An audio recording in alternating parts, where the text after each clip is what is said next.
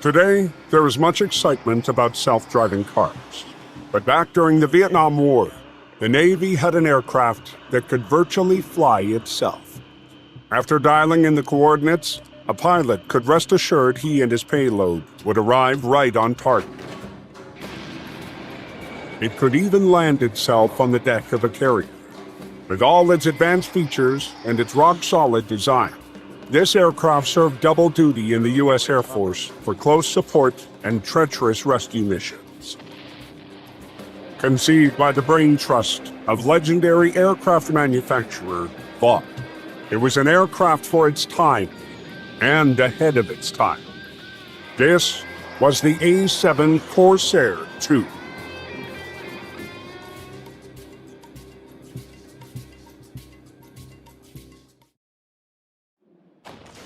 By 1963, the U.S. was heavily invested in the Vietnam War. A year earlier, Kennedy had signed the Foreign Assistance Act, offering military aid to nations on the edge of communist expansion. South Vietnam was embroiled in such a conflict as hostilities intensified with the communist North.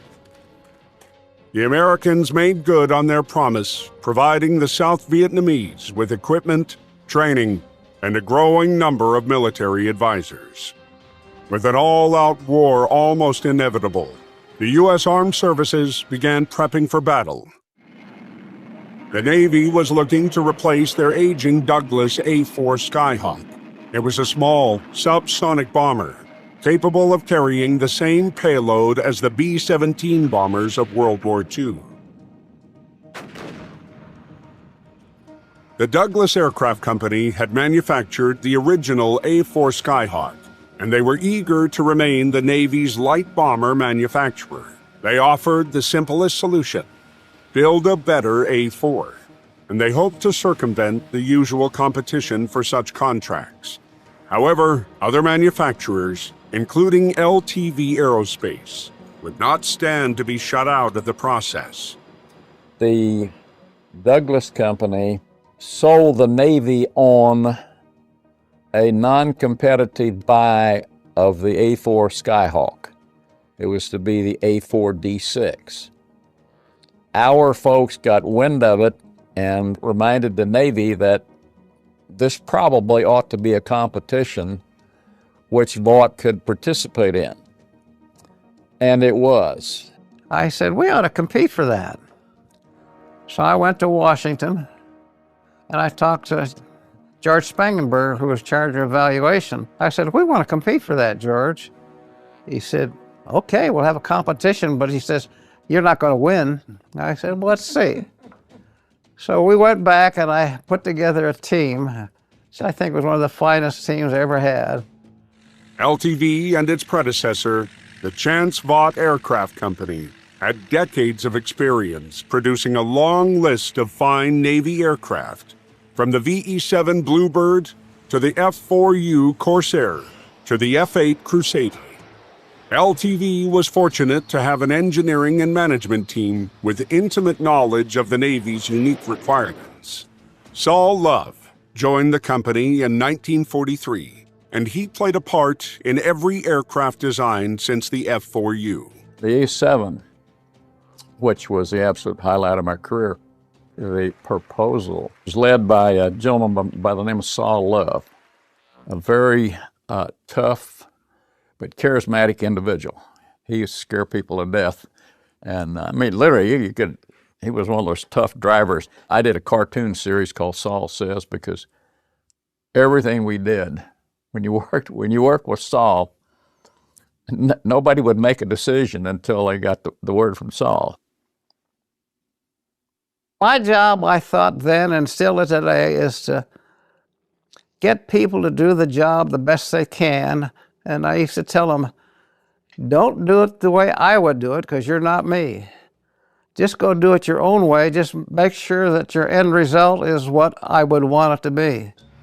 In designing the A-4's replacement, LTV had to achieve one very important objective for the Navy: commonality.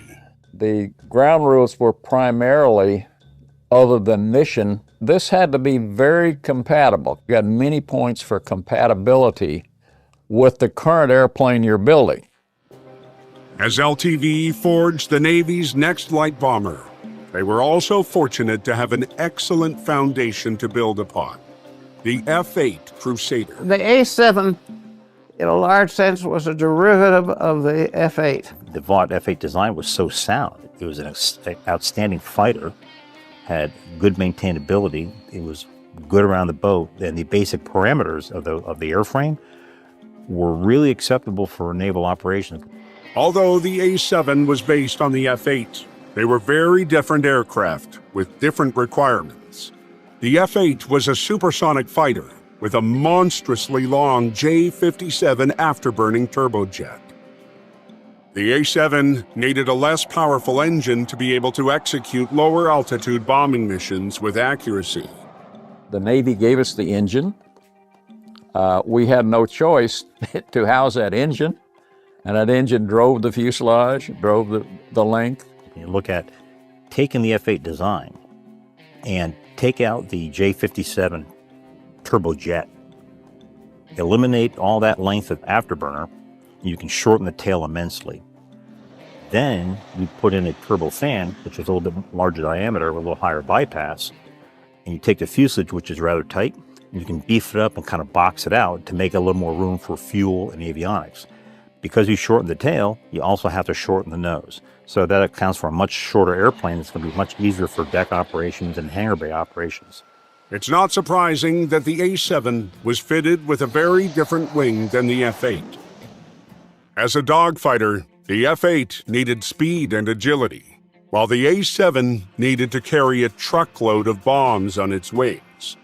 We were very happy with a high-winged airplane, the ability to carry stores that other airplanes couldn't carry or had difficulty carrying. The F-8, you take the wing, which is already a superior fighter wing, but it's really optimized for high-altitude supersonic, but we already said we're going to go subsonic turbofan. So you take a wing that has about a 42-degree sweep at the quarter chord point, flatten that out to about 35 degrees, yet you use the same technology of a wing planform that has leading-edge droops for slow-speed flight. The Crusader was so long that it was difficult for pilots to see the deck as they came in for a landing. A unique feature of the F-8's wings was that they were of variable incidence. That is, they pivoted up and down into one of two positions to improve visibility. It was a feature that could be stripped out of the shorter subsonic A-7. The A-7 wing was optimized by being much larger with some of those changes that it could fly slow enough with the shorter fuselage at the angle of attack necessary and still have visibility and come aboard the boat without having to have the variable incidence. In order for the A-7 to be successful in the field, it not only needed to stand up to the rigors of war, it also needed to be easy to maintain. We had a couple objectives. First of all, we wanted it maintainable. Secondly, we wanted it reliable. So we set out to see what we could do to minimize the maintenance man-hours per flight hour. And one of the things we decided was we were going to have an avionics bay right behind the cockpit, and you could open those panels pretty fast and pull all the avionics out. And part of maintenance is the time and access to the stuff that goes to pot most of the time. Going from the F-8 to the A-7, LTV engineers made a big improvement for engine maintenance. The F-8, in order to get the engine out, we had to pull the aft section off. It was tied with 4 bolts. And that was a pain in the neck. So one of the guys, Max Sire, I think it was, said, you know, we ought to try and do this without pulling the tail off. So I turned to Jesse Santa Maria and I said, Jesse, what can we do? So he went back and looked at the design, finally got enough tail clearance. So we ended up with a quick removal bottom panel on the aft fuselage so you could just slide the engine out. And that meant that the bulkheads that had the fin and the horizontal tail to them, we had to have a connection across to hold them in place while the engine was out. These were all things we did to design for maintenance man-hours per flight hour. Although commonality was an objective, with all of the differences between the A-7 and F-8 designs, one has to wonder, if any trace of the F-8 was left behind. The common parts were mostly internal. Actuators, there really weren't that many, to be honest about it. There might not have been many common parts between the two aircraft, but they shared one important feature. They were both excellent designs. LTV knew they had a winner when they submitted their proposal. When Vought submitted that design, it clearly became the winning design with all the lessons learned that the F-8 had from Vaught's many, many years in naval aviation. We submitted a proposal that guaranteed maintenance man-hours per flight hour. It guaranteed minimum approach speed, Vmax, load carrying, fatigue requirements, and we fixed price with penalties for failing to meet all the performance requirements. And they convinced me that I needed to make a movie. I said, not me, and Connie Lau, who was a dear friend, who was the original program manager and who said, you're gonna make a movie. So I made a movie, and when I was part of the proposal. We were so certain of the win. We called ourselves a winning team, took pictures. As good as the A-7 proposal was, one of the darkest days in American history might have eclipsed the entire program of the Texas-based manufacturer. That was 1963, and we won the competition. But Kennedy got assassinated in '63 in November, and they would not let him announce the winner. And they wanted to change it because of Kennedy's assassination. We thought that we were gone because Kennedy was killed here, and there was no love lost between the East and the West in this country, and especially when you're talking politics. The A-7's future was in turmoil. However, clearer heads would prevail at the Navy Bureau of Aviation. Politics were put aside, and the best interest of the nation and Navy were put at the forefront. Two people stopped that, George Spangenberg, who was charge of evaluation, and Hank Surstead, who was a Navy program manager. They refused to concede. And finally, in 1964, March, they announced the winner, and we were the winners. In recognition of its great potential, the A-7 would share its name with a fine lineage of Vought aircraft, all called Corsairs. The original Corsair was the O2U, built in 1926. Another follow-on version, the O4U, was a Corsair that it could be called the Corsair II. Then the F4U was the Corsair, maybe the Corsair III. Goodyear built some of the F2G1s, the beefed-up Corsairs. Maybe those were Corsair 4s. So this thing may have actually been the Corsair 5 from a technical standpoint, but Vaught's penchant for naval names, Corsair, Cutlass, Pirate, kind of fell in line with it. The Corsair also had a less complimentary nickname, the Slough. The rather stubby, less elegant look compared to the F-8, which was really the last of the gunfighters, and rightly so. It was referred to as the Slough, short, little, ugly, you know. September 26, 1965, was a key moment in the A-7's history. It was the day the A-7 would spread its wings for the first time with its first flight. The first flight we ran at Hensley. John Conrad, the pilot, and I'm at the tower, and John takes off. Well, it's fine, it's fine. Pretty soon he says, I'm coming back in. He had a car that had a lot more in it. He landed, and I said, okay, John, what's the problem? He says, there's a tail buffet. I said, well, what could cause that? Because we sure didn't have that in an F-8. So I called George Upton, who was chief of aero, and he came over. I said, what do you think, George? We had to put a flap on the A-7 because it didn't raise the wing. It was fixed. LTV would iron out these initial problems. As part of LTV's contract with the Navy, the aircraft manufacturer made a long list of guarantees. Every single one of them were met or exceeded, save for one. But it was a penalty that paid off for LTV. There was a penalty for the weight.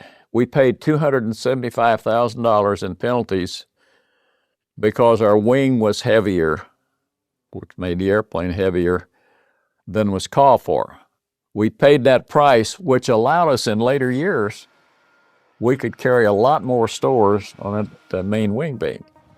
One of the most remarkable aspects of the A-7 program was just how quickly the aircraft progressed from the drawing board to the air and into service with the Navy. It was about 20 months from contract initiation till the prototype flew, which was a very quick time. Some had actually done faster, like some of Kelly Johnson's amazing thing, but for a tactical airplane in that time frame, 20 months from contract to prototype flight was amazing. A little over a year from first flight to delivery.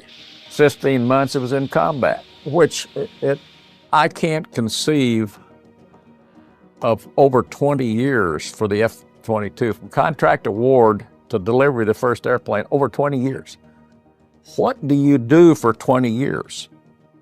The F-35, gonna be about 15. The need to begin rolling aircraft off the assembly line was undeniable. In 1964, the same year LTV won the contract, the fallout from the Gulf of Tonkin incident led the U.S. into a full-scale war in Vietnam. The A-7 became operational in 1967. It was first distributed to A-4 squadrons on both the Atlantic and Pacific coasts as part of a transition and upgrade to the new lightweight bomber. Though it quickly became a favorite amongst pilots, the team at LTV recognized the first models would need some adjustments to deal with the real-world battlefield conditions in Vietnam. I said, there's two things that are wrong with this thing. The engine doesn't have enough thrust, and you ought to put in a bigger engine, but you're going to have to make that change because you set the engine requirement at the beginning. And the second, you don't have the ECM gear in it, and this airplane is going to need it over in Vietnam. No, we don't need it. About a quarter of the way through A-7A, the Navy came in, and at this stage of the game, the program manager was Tom Gallagher. He says, Sal, he says, we're going to have you put in provisions. I said, you're going to stop the line? Yeah. I said, it ain't fixed price anymore. He said, no. So the A-7B was established. The ECM gear, or electronic countermeasures, could jam or deceive enemy radar, and a more powerful engine helped with the hot, humid jungle conditions, which could make for sluggish takeoffs. The A-7As flew with the TF-30 P6 engine. That put out about 11,200 pounds of thrust. Pretty good for the airplane at the time. The A-7B had a modification with what they call beep flaps to help reduce drag on acceleration and get some better takeoff and climb performance. And they used the TF-30 P8 that bumped the thrust up to about 12,300 pounds of thrust.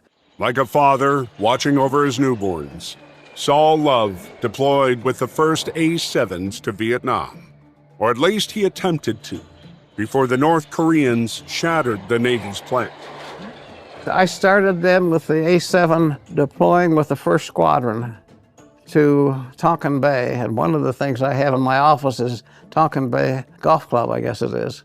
And I'm on the Hancock, we're on the way, and you remember the Pueblo incident, where North Korea took over the Pueblo, and the Hancock gets orders to change their deployment to the Sea of Japan with the A-7s. And the skipper calls me, he says, you got a choice, Mr. Love. He said, you can take a chopper over to the Ticonderoga and go to the Tonkin Gulf and then get to wherever you're gonna go. Or you can stay on the Hancock and maybe we can offload you at Kubi. So we chose to take the chopper over the Ticonderoga rather than end up at the Sea of Japan. And the Admiral flies over with his band. We're going to the Tonkin Gulf. The Admiral's there with the Navy band. So I ended up spending the night in the wardroom of the Ticonderoga, but that's how much I missed the first deployment of A-7s. The A-7s ultimately arrived in Vietnam.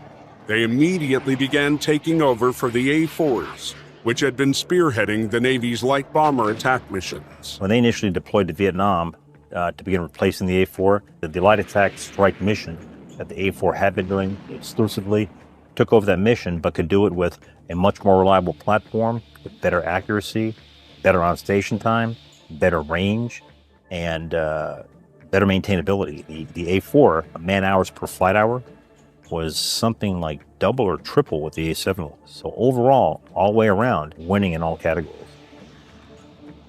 The A-7 was an exceptional aircraft and filled the Navy's need for a light bomber in the jungles of Vietnam. It was so impressive, some wondered whether it might serve double duty with the United States Air Force. They were already using the Navy's aging A-1 Skyraider as close support aircraft. So why not use the Navy plane for the Skyraider's replacement? It certainly fell in line with Secretary of Defense McNamara's focus on aircraft commonality. The big push in the early 60s that really was driven heavily by Secretary of Defense McNamara when he took office in January of 61 was they wanted to have commonality amongst platforms. The thought was, for sure, if you have the same aircraft, you'd save a lot of money. Although requiring the services to use the same platform could be a money saver, it could also be a disaster. Under the TFX program, the Navy was supposed to adopt the F-111, an aircraft largely based on Air Force requirements. It turned out to be a formula for disaster. The Navy F-111B was overweight and underpowered and canceled after just 7 aircraft were constructed. Would the Air Force have better luck adapting the Navy's A-7? The problem was the Air Force leading it didn't ever seem to work out. But by the time the valve study was completed and the Navy was running with the A-7 program, the Air Force saw the promise in that airframe as new technologies, very efficient airframe, great bombing capability, and they determined that we should get those too. So the Secretary of Defense assigned the Air Force a program in 1965 to work with the Navy to develop another version of the A-7 for the Air Force's use. The Navy bought it. The Air Force was forced to buy it by DOD, but it turned out to be one of the best buys they ever made, a screaming bargain. The airplanes were delivered for around $2 million a piece. The Air Force would take an already exceptional A-7 design and make it even better, insisting on a whole host of electronic upgrades and more powerful engine. The A-7's early version was really a replacement for the A-4, a pretty basic jet with some modern technologies coming in, some bomb intervalometers and things like that, and a TF-30 engine, pretty good technology for the time. But the Air Force got involved and said, we'll have a common airframe, we'll use this, but we want a lot more changes. Adapting the A-7 design made sense. The Air Force knew the A-7 was a solid airframe to build upon, and modifying it would rapidly provide them with a modern-day replacement for the Skyraider. Still, the services had an inherent reluctance to borrow aircraft from each other. Over my years in the industry, I discovered the personality of the services. The guy who has a bunch of money operates differently than a guy that doesn't have much money. The big Air Force pays more for everything. Now, I'm not from an Air Force background, but I come to know the Air Force as the biggest committee at the longest table on earth. The Air Force was very demanding about the features and performance it expected from the A-7D. Instead of frustrating the company, they pushed the engineers at LTV to deliver a state-of-the-art aircraft. I was the lead designer on the A-7, and I sure absorbed all the heat from the Navy and Air Force on the A-7DE. The Air Force program manager, he wanted a full digital airplane. Now, there wasn't one flying it that day. And he also wanted a heads-up display. And so I sent John Conrad over to Europe to fly the heads-up display in the Buccaneer, which was an analog. And nobody in this country would bid on the thing other than a best effort. The only one who would bid on it was Elliott's in London. They had developed the one on the Buccaneer. So we placed a contract with them, and I will tell you, they did an outstanding job on that thing. Although we had some fun in the process because interesting country. Come tea time, everybody shuts down. The A-7 was the first all-digital electronic airplane. It had the first HUD, the first head-up display. It had the first digital nav-WEP delivery system that worked. The A6 was the A6 had. It wasn't working on the A6. Their development problems continued on. The A7 was working immediately. A whole host of new technologies went into the avionics. This had to do with a forward-looking ranging radar that had terrain following, terrain avoidance capability. A very complex weapon system involved a miniaturized digital computer that was kind of the first of its kind, a very complex HUD system that was driven by the computer that showed flight symbology with a velocity vector, pitch lines, so that the pilot could look out the window straight ahead and get information about altitude, airspeed, dive angle, flight path, and then even have information from radar warning receivers about potential missile threats displayed right in his head without ever having to look inside the cockpit. And that was important because they were developing what we would call today the HOTAS methods of flying, hands-on, stick and throttle all the time, never having to reach in to change things around. So that level of technology was put into the A-7 under the Air Force's guides. Seeing the advanced avionics and weapon system in the proposed USAF A-7D model, the Navy wanted to take advantage of the same technology for themselves and incorporate it into their own aircraft. These would become the A-7E models. The Navy was saying, great, we'll add some things here too. We'll add a few more things for carrier suitability. And in short order, you had the A-7 in two major models, the A-7D and the A-7E. And not much difference internally for both airplanes. Both the USAF Corsairs and the new Navy models would take advantage of more powerful engines. When the Air Force made the modifications to build the D model, they went another step further with the Rolls-Royce Spey design, TF-41, and that one took the thrust up to about 14,500 pounds of thrust. Pretty significant increase. And later on, when the A-7E was built by the Navy, they just took a little tweak on the TF-40 design, and it was a TF-40A2 that another 500 pounds, and that rounded out at pretty close to 15,000 pounds of thrust. So from the original A to the final version E, you're talking about a nearly 40% increase in thrust overall. So pretty good specs and maintained pretty good fuel efficiency the whole time. The avionics were what really made these two new A-7 models stand out from the crowd. Pilots could leave the driving to the aircraft as they sped to the target. I think it was one of the finest airplanes we ever built. The Navy loved the airplane. They could dial in a point they wanted to go, set the compass and forget it because it would automatically adjust the thrust and everything else. And we discovered that it was more accurate than some of the geodetic surveys. They found that some of the geodetic surveys at Yuma were wrong because of what the airplane did with the platform. The pinpoint bombing accuracy of the new A-7s would make them the pride of the Navy and Air Force and the envy of the aerospace world. Everybody was surprised at the accuracy of the bomb delivery. I remember I had to make a presentation to DDR&E in the Pentagon, and he said, "What makes you think you can do this? I've been trying to do this on the GD supersonic bombers." He said, "I can't get them to do it." And I said, "I'm not GD, I'm Vought." The Navy's A-7Es began arriving in Vietnam in May of 1970.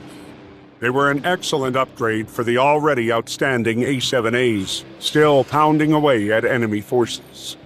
The A-7Es' avionics and weapons delivery systems made them well suited for precision strikes in close support missions. Capable of carrying a wide range of ordnance in all weather conditions, day or night, the A-7Es were a versatile multi-role aircraft. You talk about air-to-ground capabilities, the A-7 was designed to carry, for the most part, I think, anything in the air-to-ground inventory that existed at the time. It could drop anything. Additionally, the air-to-ground mission would require strafing at some point. The guys over at Tonsanute would tell me what they'd do is they'd go from the carrier, they'd drop down to sea level and start the gun and just wipe out the and then fly back up again. So the early version had a pair of Colt Mark 12 20mm cannon with about 500 rounds of available. Later in the A-7D and A-7E modifications, that would be switched out to the unbelievably effective and really fun to shoot. M61A1 Vulcan, hydraulic powered, electrically fired 20mm cannon. The cool thing about that weapon is that cockpit in-flight selectable. You could pick 4,000 rounds a minute or 6,000 rounds a minute. And frankly, 6,000 rounds a minute is a lot of fun, but you got an increased chance of jamming. And if you can't hit it at 4,000, 6,000 rounds a minute, it's not going to help you. The Air Force's A-7Ds would arrive later in the conflict. They would make a name for themselves, taking over for the A-1 Sky Raiders on Sandy missions, providing cover to helicopter crews as they attempted to rescue downed pilots. On November 18, 1972, Major Colin A. Clark led an 8.8-hour combat search and rescue mission to recover a downed F-105 Thunder Chief pilot. Taking several hits, his rugged A-7D was able to withstand the 12.7mm flak fire of enemy forces. Major Clark's courage would win him the Air Force Cross and his aircraft a place at the National Museum of the USAF at Wright-Patterson Air Force Base. It's not surprising, given its capability and durability, that the A-7 was well loved by pilots in both branches of the armed services. I still talk to guys who flew A-7Ds and Es who just love the airplane. I have a letter from Bob Baldwin, who was one of the original F-8 pilots, who was at that time, after I retired, he had the 7th Fleet. He said, we're just bringing the A-7Es aboard, and boy, do everybody love it. So they were good airplanes, and they were reliable. From all the people that I knew flying it, we loved it. It was a great airplane to fly, great weapon system, easy to understand and employ. It took some practice to really fine-tune it and learn how to finesse the airplane. It wasn't like a real hog to drive around the sky. He's pretty honest and very controllable. Around the ship, we had to be careful because you do have to slow it way down, and the engine response wasn't the best around. It didn't spool up like a turbojet would. So you did have to keep your power up and keep the thrust running to bring it aboard. If you got very far under power at all, the LSOs would give you the Eat at Joe's lights and you're out of there, because they couldn't let you kind of work the bottom side of the glide slope. But as far as flying it, I don't recall ever talking to an A-7 pilot that didn't really like flying the airplane. And the A4 guys that transitioned to it all seemed to love it too. I have stories of guys tell me that they'd get into maneuver, didn't know where they were, and they just hit the autopilot and the airplane righted itself. You just dialed in where you wanted to go and you went there. It was a good airplane. The Air Force liked it. Looking for the things that are less desirable, when you consider the mission it had to do in the operational environment, it pretty much hit all the nails directly on the head. When you start getting into things that you might not like about the airplane, they probably fall into the esoteric creature comfort type of areas. For sure, it is a hot airplane. And there's a term we refer to on the carrier, we call it the barbecue pit, where the A-7s were usually parked adjacent to each other right in front of the island. And we're starting up and closing the canopies, getting ready for launch, as the F-14s are parked in a row around in front of us, getting ready to move to the cats first. And all the plane cabs are standing around roasting, and you're just sucking up all this hot air in a cockpit that's closed with not enough airflow from your engine to cool it down, as the fumes from the F-14s get pushed into the cockpit, and your eyes start to burn in water unbelievably. And if you look at movies around, once in a while you'll see planes parked in front of the island waiting to go, and you'll see the pilots sitting there like this, as if they're holding their... You're actually, if you pull your oxygen mask down and let the oxygen blow across your eyeballs, they stop burning. I mean, that's how bad it was. And you had to have that mask on so you're not sucking fumes. But that's a miserable few minutes waiting to launch in the barbecue pit. You can't go anywhere, but part of the game. The Air Force and the Navy A-7s left Vietnam with impressive records. The Air Force A-7Ds flew a total of 12,928 combat sorties with just 6 losses, the best record of any U.S. fighter. The Navy A-7s were equally successful, hitting and destroying countless targets, including the Thanh Bridge. On October 6, 1972, 4 A-7s carrying a combination of conventional and television-guided walleye bombs were able to break the bridge in half, knocking it out for the rest of the war. Like every great airplane, there comes a time when a new aircraft emerges with even more advanced capabilities to supplant it. After finishing operations in Vietnam, A-7Ds operating out of Korat, Thailand, were utilized in Cambodia against the Khmer Rouge. When they returned home to the U.S., the aircraft were transferred to the Air National Guard. Vought would reconfigure the A-7 into a deadly night attacker for the ANG under the Lana program. Jim Reed would jump in the airplane, set it in the computer, jump in the airplane, take off, turn it over the computer. At night, 500 knots over the deck at night, come to the target, pull up, drop the bomb, come home, and Jim would never have to touch the controls till he got to back to Hensley. Now that's given the years I was on, that is an incredible avionics, incredible engineering feat. But that's the kind of people we had. Though A-7s had a distinguished record in Vietnam, the Air Force still held a grudge about using a Navy aircraft for its missions. They were eager to develop their own close support aircraft and would choose the A-10 Thunderbolt II as the A-7D's replacement. The Navy A-7s would have a longer tenure and would participate in Operation Desert Storm and Shield in the 1990s, in important but much smaller roles compared to Vietnam. Even by the late 70s, a new multi-role fighter had been in the works, which would supplant the A-7 on the U.S. Navy's carriers. By the late 70s, the A-7 was already aging out as a weapons platform and new technology were coming. The F-14 was getting along in its tooth already too, so a new jet was called for, and the fourth generation F-18 was beginning to roll off the drawing board. A very capable airplane with the newer technologies and the awesome F-404 engines. That was coming out, hitting the fleet in about 1983 timeframe. The transition plan was pretty much that A-7 squadrons would transition to the F-18, and it was a clean transition since they were both single-seat aircraft initially. If you look at the HUD design of the F-18, it's very identical to the A-7. That basic layout is pretty much how it works, and that's the standard.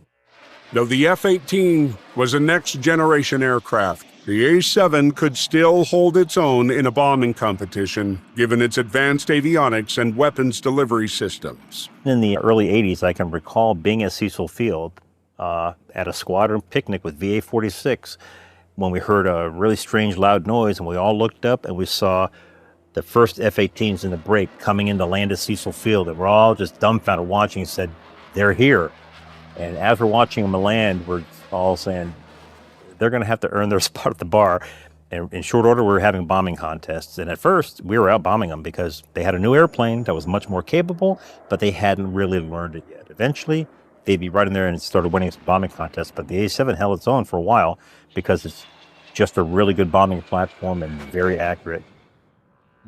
Lieutenant Commander Michael Psycho McLeod had an opportunity to fly both the A-7 and F-18 for the U.S. Navy.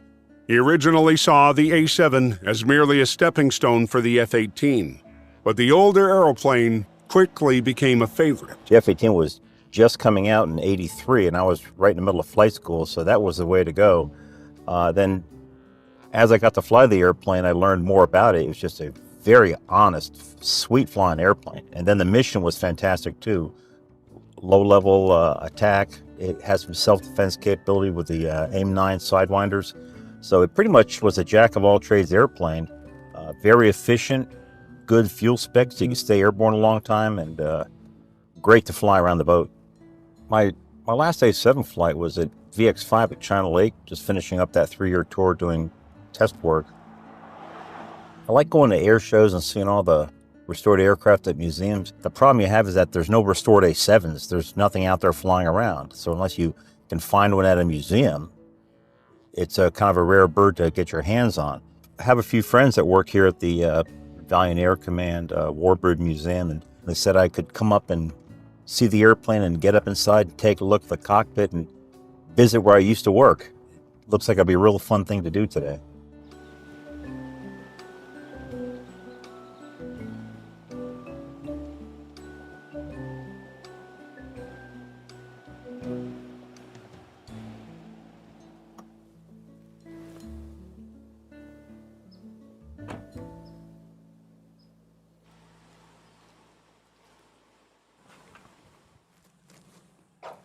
Norm, how you doing? Hi, welcome. Good to see you. Nice to see you at the Valiant Air Command. Glad to be here. Right. I'm glad you guys called. You're moving the A-7 around today, respotting the hangar? Reclaiming certain parts of it, yes. Well, look what I got. Oh.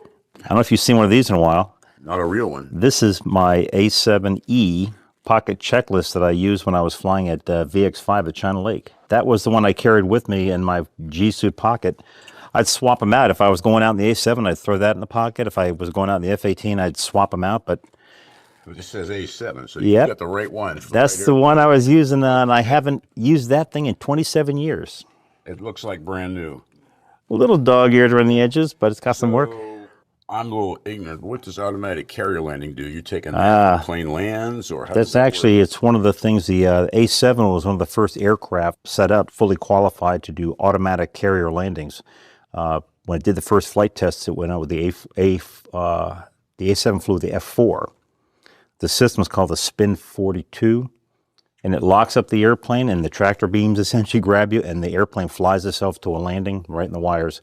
Automatic power control, flies itself. Just tell me some classified information. Nope, it's run-of-the-mill equipment today. It's normal things. Okay, this is amazing. Absolutely amazing. We used to The fact test you them once. survived is amazing. Not a problem with the good machinery we had, but yeah, the automatic landing was something that you didn't do too often, but I can remember one night coming back really late, and I was beat, and I was just thinking, I don't know if I'm going to make a real good pass on this, and I called them up. They said, is the Spin 42 up? And they said, it is. Get the data link. I'll bring me home. I want to take an automatic landing. You want to see your airplane? It's out there in the hangar now? Sure, it sure is. Let's go see it. Can I hold on this for a while? Sure, Carry this, you look at the sure. airplane. Come on. Nice. This way. Here it is. Nice.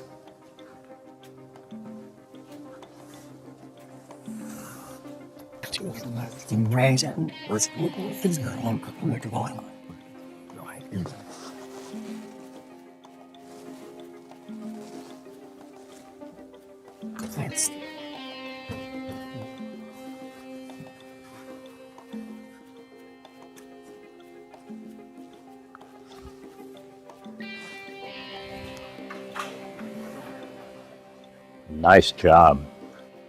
Excellent. Thank you. These guys, everybody helps. Everybody works. Andy. Nice. Pleasure to meet you, Nice sir. to meet you, Andy. Tom. Hey, Tom. Excellent. So we're happy you're here. Thanks for inviting me out. Nice work you guys are doing out here. This is tough machines to keep in this kind of condition. I mean, Thank you. with all the alloys and titanium, I guess corrosion is your worst enemy, but you guys look like you've conquered it. Great. So how long have you actually had this airplane here? It's been here a few years now. Just finished restoring about a year and a half ago. How long did that whole process take? Some airplanes 4 years, some 2, some 1.5. Wow. Keep Yeah. you busy. Some 7. Do you also restore the cockpit too?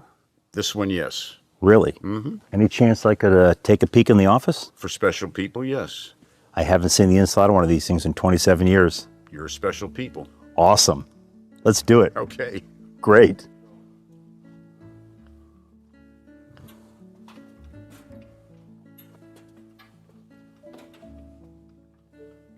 Wow, there it is. Nice. Okay, some habits die hard, making sure the seat's not armed before you step in it. And never step on the seat if you can avoid it.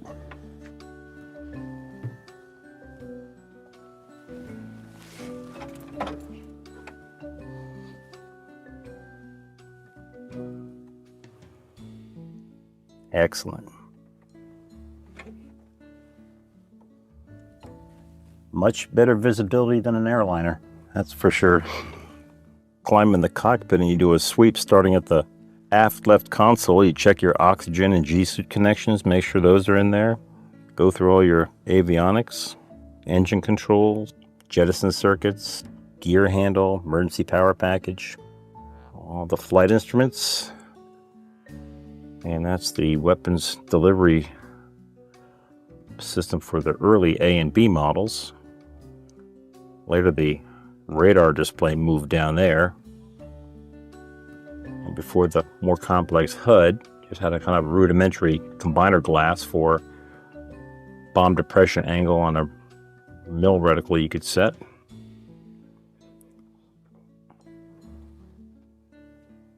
The always friendly tail hook handle. Some tack-in, radios, navigation computer, and a glove box for some things. And way down here, the wing fold mechanism. Lift this handle up and there's a toggle switch in there to spread and fold the wings.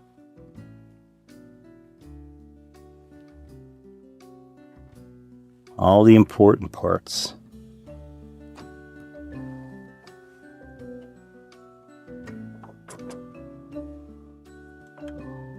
Nothing like throwing the hook down on the way back to the ship, getting ready to land.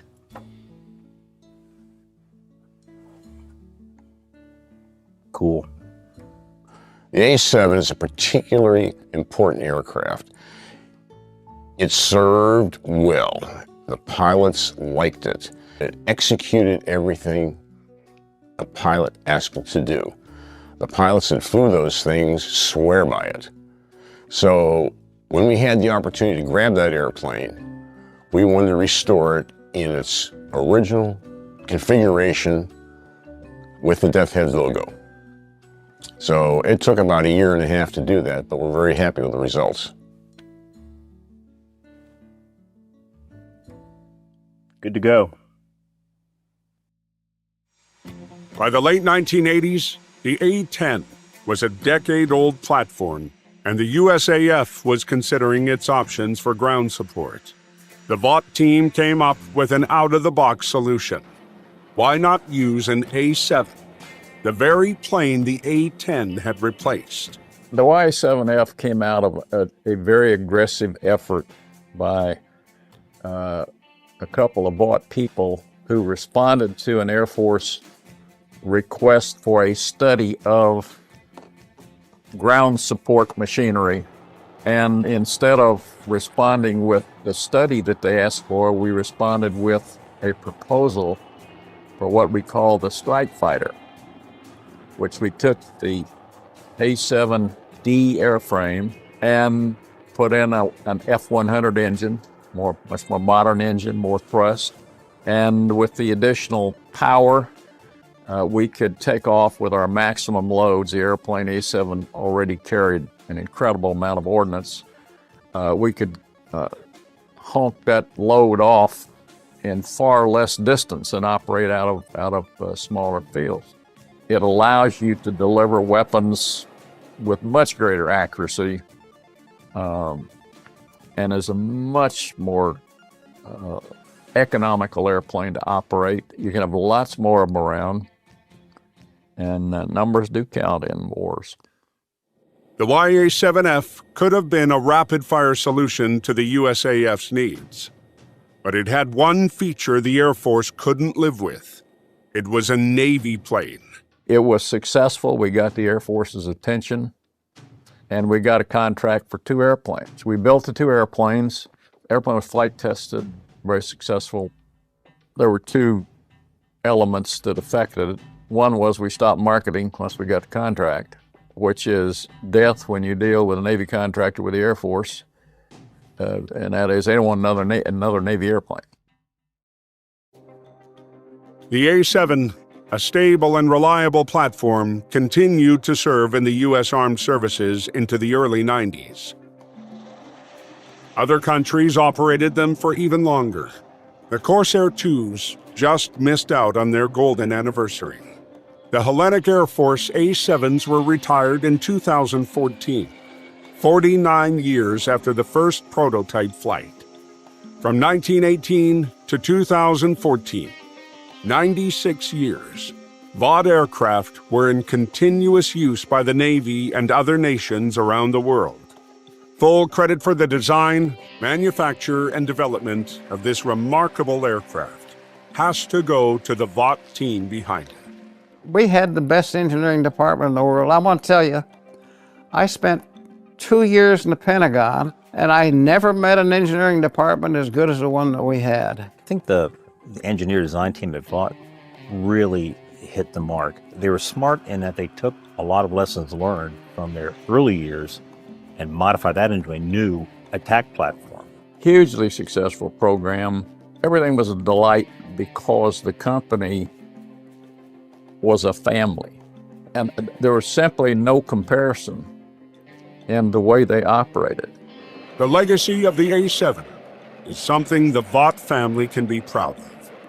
It was ahead of its time technologically and would influence future generations of aircraft. The Corsair IIs also had an impeccable military record. Flying in an A-7, a pilot knew that his aircraft was a partner who had his back during the mission and ensured he got home safely. Today, A-7s can be found in aviation museums across America, a worthy place to celebrate this great aeroplane and to teach the next generation about its storied history. In 1967, the United States Air Force was at a crossroads. The dominant philosophy of the time, driven by the Cold War, was that faster and higher was always better. The skies were filling with sleek, supersonic interceptors and bombers, designed for a high-tech nuclear confrontation. But halfway around the world, in Southeast Asia, a low-tech, grinding war in the mud was proving this philosophy fatally flawed. America's most advanced jets, the F-4 Phantom and F-105 Thunderchief, were proving to be terrible tools for supporting troops on the ground. They were too fast to see the enemy, too fragile to withstand ground fire, and their time on target was measured in seconds. The most effective aircraft for the Close Air Support Mission, or CAS, was a prop-driven, piston-engine relic from a previous war, the A-1 Skyraider. It could fly slow, carry a massive bomb load, and soak up incredible amounts of damage. This realization sparked a quiet but fierce debate within the Pentagon. A small, forward-thinking group championed a new, purpose-built aircraft. This AX, or Attack Experimental Program, called for a jet that was, by the standards of the day, a step backward. It had to be slow, simple, cheap, and above all, survivable. Two companies entered the fly-off, Northrop with its YA-9 and Fairchild Republic with its YA-10. Fairchild Republic had a special pedigree. It was the descendant of the company that built the P-47 Thunderbolt, the legendary Jug that had perfected the ground attack role over Europe. They understood the mission in their corporate DNA. Their YA-10 was an uncompromising, brutalist piece of engineering. It was designed to do one job and do it well. The footage you are about to see, captured inside the Fairchild facility in Farmingdale, New York, is the very genesis of this machine, filmed approximately 200 days before its first flight. Here we see the assembly of an aircraft built around three principles. The first is lethality. The centerpiece of the entire design is the General Electric GAU-8 Avenger cannon. It is a 7-barrel Gatling gun, 19 feet long, firing 30mm armor-piercing shells. The gun is so large and its recoil so immense, the entire aircraft was literally designed to accommodate it. In this footage you can see the massive weapon being integrated, a process that dictated the plane's final form. The front landing gear is offset to the right, a visible compromise because the gun's firing barrel sits on the absolute center line of the airframe. The second principle is survivability. We see the core of the pilot's protection, the 1,200-pound titanium bathtub. This armored shell would encase the pilot, designed to withstand direct hits from 23mm anti-aircraft cannons. We see the engines being mounted high on the rear fuselage, a brilliant design choice. This shields them from ground fire from below. and also places them in the shadow of the wings and tail, protecting them from heat-seeking missiles. The third principle is simplicity. The YA-10 was built for a rough life on the front lines. Its broad, straight wings provide immense lift for low-speed flight and allow it to operate from short, damaged, or unpaved airstrips.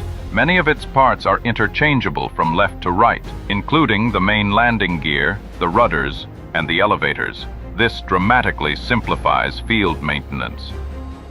What you are witnessing in this rare film, the marriage of the cannon to the airframe, the assembly of the unconventional wings, the careful placement of the high bypass engines, is not just the construction of an airplane. It is the birth of a legend.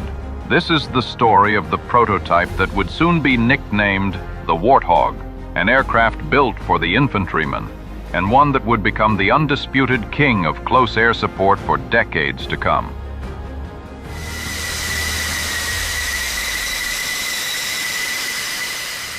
In 1990, this quiet beach was transformed into a war zone. Saddam Hussein had invaded Kuwait, prompting a coalition of countries to combine forces to expel his army. Iraq had over 500,000 frontline troops with another million in reserve, armed with a formidable array of Soviet weapons, including 5,000 tanks. The USAF had an aircraft in their inventory designed specifically to obliterate Soviet armor and provide the much-needed support for the coalition ground forces, the A-10. Curiously, General Hornet, commander of air operations, almost left it behind. General Hornet was called in by General Schwarzkopf before the actual assault launch to review what airplanes were going to be there. 1,900 airplanes to be assigned, 0 A-10s. And Schwarzkopf looks at the list and he says, "Where's my A-10s?" And General Hornet says, we have F-16 specially armed. They'll do the job." Schwarzkopf looks at it, says, "I don't want to hear any of your Air Force political bullshit. Give me my A-10s." The A-10s, aircraft that were at the time 20 years old, managed to outshine the 1,900 aircraft that had been chosen ahead of them, destroying 4,000 tactical targets, a tally higher than all the others combined.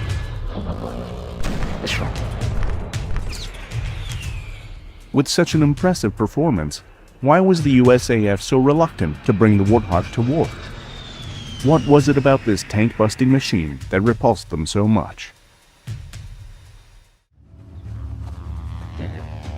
To understand the mystery of the A-10, we have to look back to the origins of the USAF. In World War I and II, the Air Force had been a branch of the U.S. Army. Over time, the role of the Air Force evolved with improved technology and battlefield experience. Aircraft could provide vital aerial intelligence, drop bombs on strategic targets, and move troops and equipment. One of the Air Force's most important jobs was providing close support for troops on the ground. That is, working closely with soldiers on the battlefield and executing the difficult mission of destroying enemy forces without causing casualties to nearby friendlies. As important as this mission was to the overall success of military campaigns, it was despised by many Air Force generals of the day.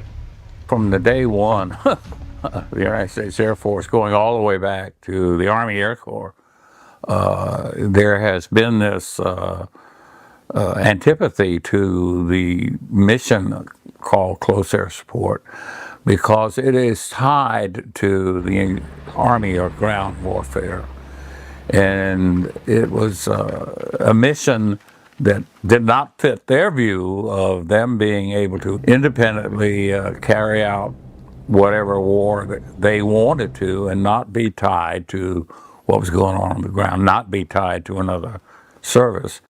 They very early on decided that what they needed to do to get a decent budget was to emphasize that bombing could win wars. That idea, a very false notion, by the way, still runs the Air Force today. They thought they could get much more money if they built bigger and fancier airplanes like bombers, and if they put out a tremendous amount of propaganda that bombers by themselves could win wars. As much as the Air Force resented and resisted the close support mission, it was a necessary evil. Time and again, bombing alone proved ineffective at breaking the will of the people, whether it was Germany's blitz of Britain or endless bombing raids of the Allies against German targets. Allied ground forces supported by aircraft had the dirty job of taking back Europe mile by mile. Soldiers often found themselves mired in the quicksand of war, the situation shifting from minute to minute. They needed pilots tuned into the chaos of battle. Infantry working outside the wire on a patrol, they want something above them that can see all, communicate with them, help them with their navigation problems, help them see ahead, and so they won't be surprised. And if they do get surprised and they come in contact, they can get almost immediate fire on the target. By immediate, I mean within a minute. As much as the Air Force wanted to focus on bombing missions, they still managed to produce some legendary close support aircraft, albeit by blind luck. The P-47, which was the original Thunderbolt, that airplane turned out to be a close support airplane totally by accident, which is typical of the Air Force. Since the Air Force didn't care to do close support, obviously they weren't going to design airplanes for it. They designed the P-47 as their approach to the greatest thing in the sky, to shoot down Messerschmitts. In fact, it was not the greatest thing in the sky to shoot down Messerschmitts. It racked up a very good combat record in air-to-air combat because it had some, fabulously good pilots, which count far more than airplanes. By pure accident, it turned out it was a wonderful close support machine because it had a huge radial cast iron engine right in front of the pilot, which was like built-in armor for him from the front. Could carry a big load because it was a big airplane, too big to be a good air-to-air fighter. And the engine was very survivable because it didn't have a liquid-cooled engine and radiator. So basically, rifle bullets couldn't bring it down very easily. The P-47 could come home with, 20 or 30 holes in it. And so it racked up a terrific record. Close support was not considered the most glamorous job, but it was a vital one. The pilots of the 365th Fighter Group, also known as the Hellhawks, flew their P-47 Thunderbolts in one of the most important operations of the war. It was realized in the Allied headquarters that they needed a tactical air force to support the ground troops directly during the process of the invasion of Normandy. So they needed a dedicated fleet of aircraft, both bombers, transport, and fighters, to seize control of the air and then support the ground troops. So the Hellhawks got drafted, probably not by choice, into that role. They dreamed of themselves as the high-flying pilots with a scarf streaming behind their neck, but they began to realize that they could play a crucial role on the battlefield, and they became very connected emotionally with the GIs on the ground and helping them out. The Thunderbolt's impact would last long after World War II. The aircraft's success would set the mold for all future close support missions. The importance of the P-47 and the Hellhawks and the way they use that airplane in combat is still with us today, 65 years later. Since World War II, with a few exceptions in Korea in the early days of that war, American ground troops have never fought without air superiority, without complete confidence that any aircraft they saw overhead was a friendly one. And that's a legacy of the P-47's ability to control the battlefield immediately over the front lines where the fighting was heaviest. As the war came to the close, a new weapon emerged which changed warfare forever. The dropping of atomic bombs sealed the fate of Japan in World War II.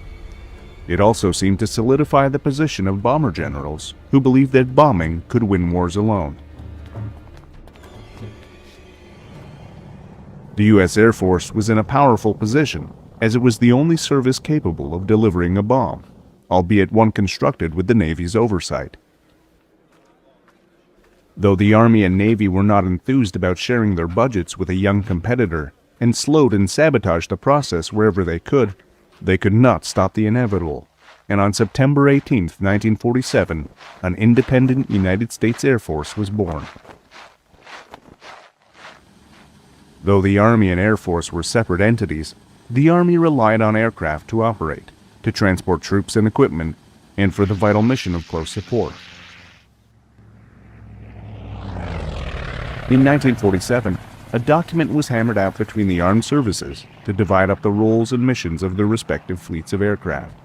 The Army and the Air Force had negotiated a set of unbelievably bad agreements. I mean, bad for the taxpayer and bad for the soldier, called the Key West Agreements, by which they agreed to divvy up air assets. The Army would be in control of all helicopters, and the Air Force would be in control of all fixed-wing airplanes.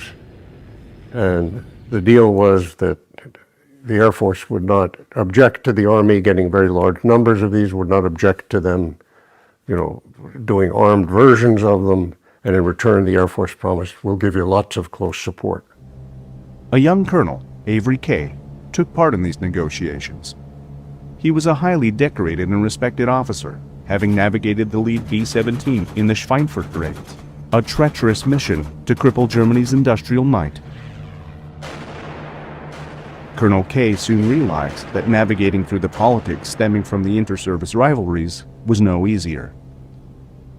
He was probably one of the most ethical officers I've ever known, a guy of enormous character and courage, almost to the extent of naivete, being just naive about, about what bureaucratic chicanery is all about. He came to realize within a year or two after having served in these negotiations and written some of this language where the Air Force promised to deliver close support, he realized the Air Force had no intention of ever delivering that support. And out of conscience, he felt personally responsible and guilty that the Air Force had not delivered and that he had personally participated in a lie. And he dedicated the rest of his career to creating a close support airplane that would deliver on the promises that he had been part of. In just a few years, the USAF's short-sightedness when it came to close support became blatantly obvious. The Korean War was not decided with an atomic bomb blast. It was a grueling conventional war. Here, the USAF pinned their hopes on their speedy new jet fighters. They may have been state-of-the-art, but they were too fast and without the range to be effective close support aircraft. P-51 Mustangs left over from World War II were taken out of storage and shipped over as a makeshift solution. These aging aircraft suffered heavy losses as their engines were vulnerable to ground fire.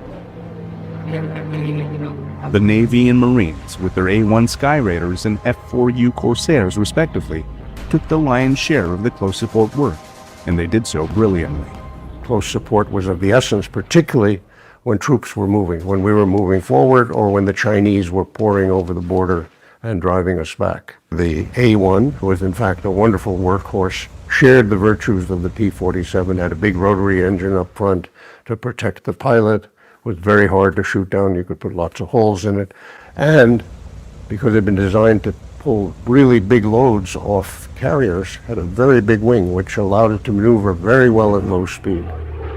That airplane did brilliant work, particularly in the hands of the Navy squadrons that had it. The USAF seemed blind to the lessons learned in Korea and oblivious to the idea that there might be another conventional war.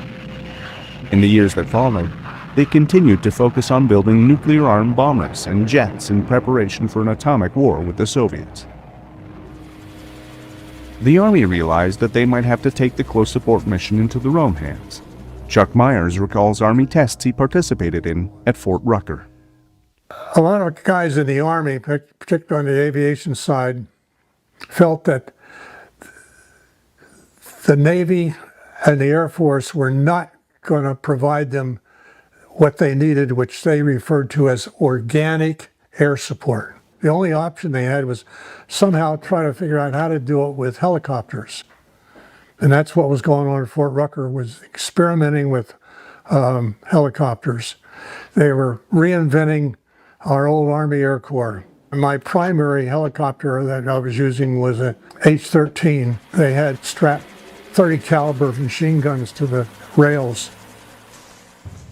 When hostilities boiled over in a tiny country in Southeast Asia, the USAF once again found themselves unprepared. Well, what happened in Vietnam is we went into Vietnam in the Air Force, in particular with aircraft that were not suitable for the situations that we encountered. In the skies, the USAF needed agile dogfighters capable of keeping up with Soviet-made MiGs. Instead, they had aircraft built to drop atomic bombs and fighters that lacked the basic cannon for shooting down opponents at close range. In terms of close support, they were just as ill-equipped as they had been for the Korean campaign. The USAF were forced to use ancient Navy A-1 Sky Raiders to take up the slack. In Vietnam, the great hero of the war was the A-1 again. And the A-1 by that time had been sent to the boneyard. The Navy didn't want to hear about it. And somebody in Special Forces had the sense to see, we need that airplane, and convinced Secretary McNamara to bring A-1s back out of the boneyard, refurbish them. Not surprisingly, the Air Force were less than enthusiastic about having the Sky Raider jammed down their throat by McNamara. There was nothing that was more hated in the Air Force than to pull out a Navy airplane that had reciprocating engines, no jet, cruised at about 140 miles an hour, right? I mean, this was like anathema to the Air Force. Though the Sky Raiders were an unwelcome gift from the Navy, they proved themselves again, just as they had in Korea. The A-1 was a very fine bombing platform, and we could get close to the target and be far more active than they could with an F-100 who had to go up, drop his bombs, and get back home quickly before it ran out of fuel. It saved probably several hundred CIA camps in the jungle that were being overrun, at night by VC and some North Vietnamese regulars. It would take ultimate damage. Bernie Fisher, who landed during the Battle of Ash Shaw and picked up a lad who had crashed just off the runway. He had, I forget what, 20 or 30 bullet holes through that thing. While the USAF was trudging forward in Vietnam with the Sky Raider, Colonel K, an advocate for close support aircraft, found himself in a new office with a clandestine mission. Colonel Avery K. He wound up in 1966 in an office, a staff office to the Chief of Staff of the Air Force at the Pentagon headquarters called Concepts and Doctrine. Concepts and Doctrine was a smokescreen. What it really was about was a term of art in the military called roles and missions. What roles and missions means is your job is to defend the Air Force budget against raids by the Army and by the Navy. At the time, the U.S. Army was in development of a costly new helicopter called the Cheyenne. It was built for the mission that the USAF detested, close support. 50% more than the Air Force's most expensive fighter, the F-4, K recognized that the Cheyenne was a threat to the Air Force's budget. He also saw an opportunity to leverage the situation to fulfill the Air Force's old promise to the Army. He realized, if the Army does this, if the Army builds this super expensive $4.5 million helicopter, they're going to want 1,000 of them at least. Where's the money going to come from? It's going to come out of the Air Force budget.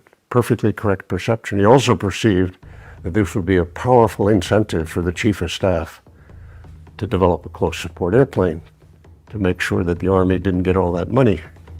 K's plan of creating a close support aircraft to thwart the Cheyenne filtered its way up to the Chief of Staff of the time, John P. McConnell. Though McConnell was a bomber general and loathed the close support mission, he had fears about relinquishing it to the Army. If you let the Army get away with that Cheyenne helicopter, that costs 50% more than our most expensive fighter, that money's going to come out of your hide, and you're going to go down in history as the Chief of Staff who gave up the close support mission. Of course, no Chief of Staff wants to do that. They're all very worried about their legacy. March on, start developing a close support airplane, make sure it's cheaper than the Cheyenne, and make sure it's much more lethal and much more survivable, so that we have a real case that the money should go to our airplane. Given the green light to create the USAF's first purpose-built close support plane, Colonel K had to build the brain trust that would help shape the aircraft's specifications. At the time, Pierre Sprey was working for Secretary of Defense McNamara, analyzing the USAF's aircraft inventory in Europe. I've been assigned to do, are we wasting our money on airplanes in Europe? Are we doing the right thing? Are we buying the right fighters to stop 90 or 100 divisions of Soviets from sweeping over Europe? That was the number one threat in the U.S. military strategy at that point. My conclusion was, we are wasting our money. We need to stop buying so many bombing airplanes. At that time it was called interdiction. We need to focus on close support, on actually helping our defending tank troops and anti-armor and so on with airplanes that can do the job right at the point of battle. That made me public enemy number one of the Air Force instantly. Realizing he had found a like-minded maverick in Pierre Sprey, Colonel K approached him about joining his team. He says, Mr. Sprey, I've read your paper. I see that you're a big supporter of close support and you think we should be spending lots more money on it. I've been assigned through my boss, and the Chief of Staff has approved, that we start a great close support airplane. He says, I'm stuck because the entire Air Force is sabotaging me. And the rest of them don't want to do it, just the Chief of Staff. And we badly need help. We have no real technical people. Will you help us? There was no way in conscience that I could turn him down. It was such an absolutely correct thing to do and so badly needed. I said, I'll help you in any way I can. To help Sprey and Colonel K develop the ultimate close support aircraft, they enlisted the help of A-1 pilots fresh out of Vietnam. Their first-hand experience working with the Army would prove invaluable in creating the new aircraft, then simply known as AX. Tom Christie, who helped examine potential contenders for the AX's weaponry, recalls the passion of K's group. And so I can remember coming up to Washington, TDY, from Eglin Air Force Base, which I did quite often, and meeting with Pierre Sprey, 8 or 9 o'clock at night in the Pentagon, and I'd show up and he'd have 5 or 6 Air Force officers, that were part of this cabal. And the one in particular that I remember was a guy by the name of Iraqi, and they wanted to make sure that the Air Force did not go wandering off and make the same mistakes they'd made in previous years. They wanted an aircraft that was dedicated to and designed for close air support. The interesting thing is, you would have imagined that an airplane born in this kind of sin, designed to simply kill an Army helicopter, couldn't possibly become a good airplane. But the interesting thing is, for us down in the trenches trying to shape this airplane, once we had the Chief of Staff's approval, is these were absolutely ideal circumstances for creating a really good airplane at very low cost. I mean, normally you're told, include this technology, you got to include that radar, you got to include this piece of junk, make sure it's plenty expensive so that the contractors get lots of money. Whatever you do, don't make it cheaper than the last airplane. That's what really shapes airplanes today. We have the dead opposite, because our instructions were make the airplane much more lethal, much more obviously lethal than the Cheyenne helicopter, make it much cheaper, and make it much more survivable. That's exactly what you want to do for a close support airplane. So out of the political mayhem of the Pentagon budget battles, we actually had marching instructions that, the designers would kill for. Pierre Sprey, Tom Christie, and Chuck Myers all pushed for the development of America's first close support plane. In the 1970s, these renegades would bond into a group known as the Fighter Mafia. Together with other like-minded officers and defense analysts, they battled against the establishment to help create the best aircraft to meet the demands of war within the restraints of the government's purse. Though they had their critics, more often than not, the Fighter Mafia were proven to be right. Sprey worked closely with contractors, including Northrop and Fairchild, and reviewed hundreds of designs in the quest to make the ultimate close support plane. But what exactly are the ingredients of such an aircraft?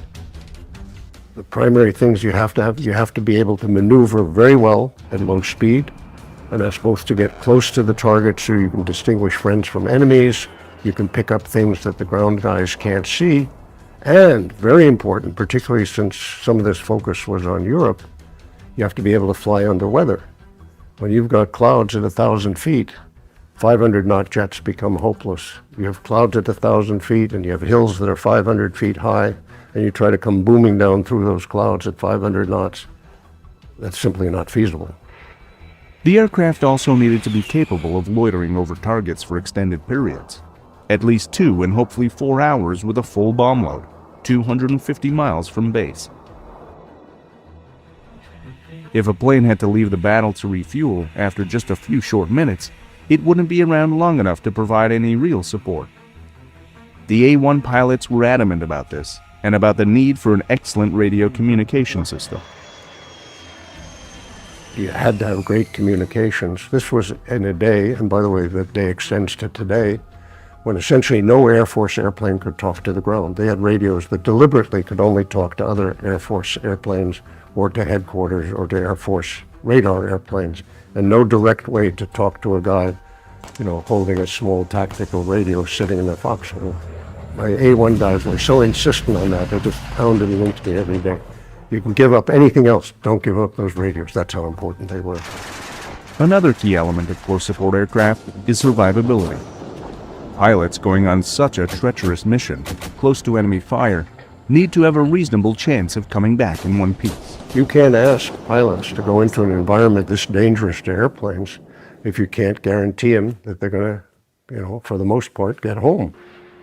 And so we put a huge amount of work into survivability. There was so much attention paid to the aircraft being able to survive in what was forecast to be a very critical environment that we were going to be flying in, with a lot of air defenses. In particular, the 23 millimeter gun system that the Soviets allegedly were fielding in great numbers.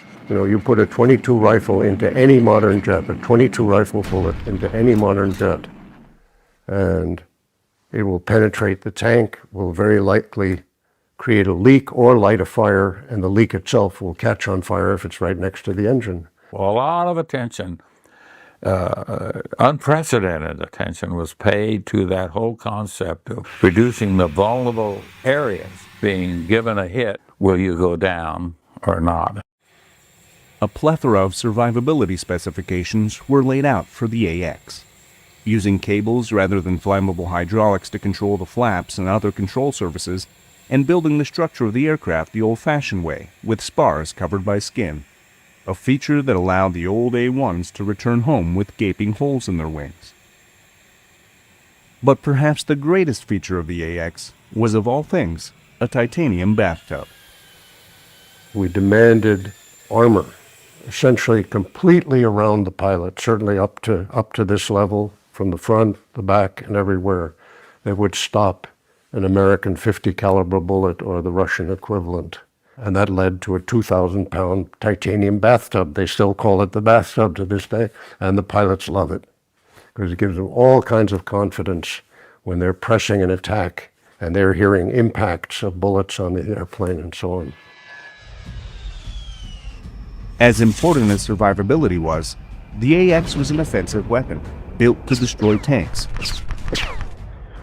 The whole of the aircraft was designed around a massive gun capable of blowing away the competition. While designing the gun specs, Sprey looked for inspiration from a most unusual source, a hero of Nazi Germany.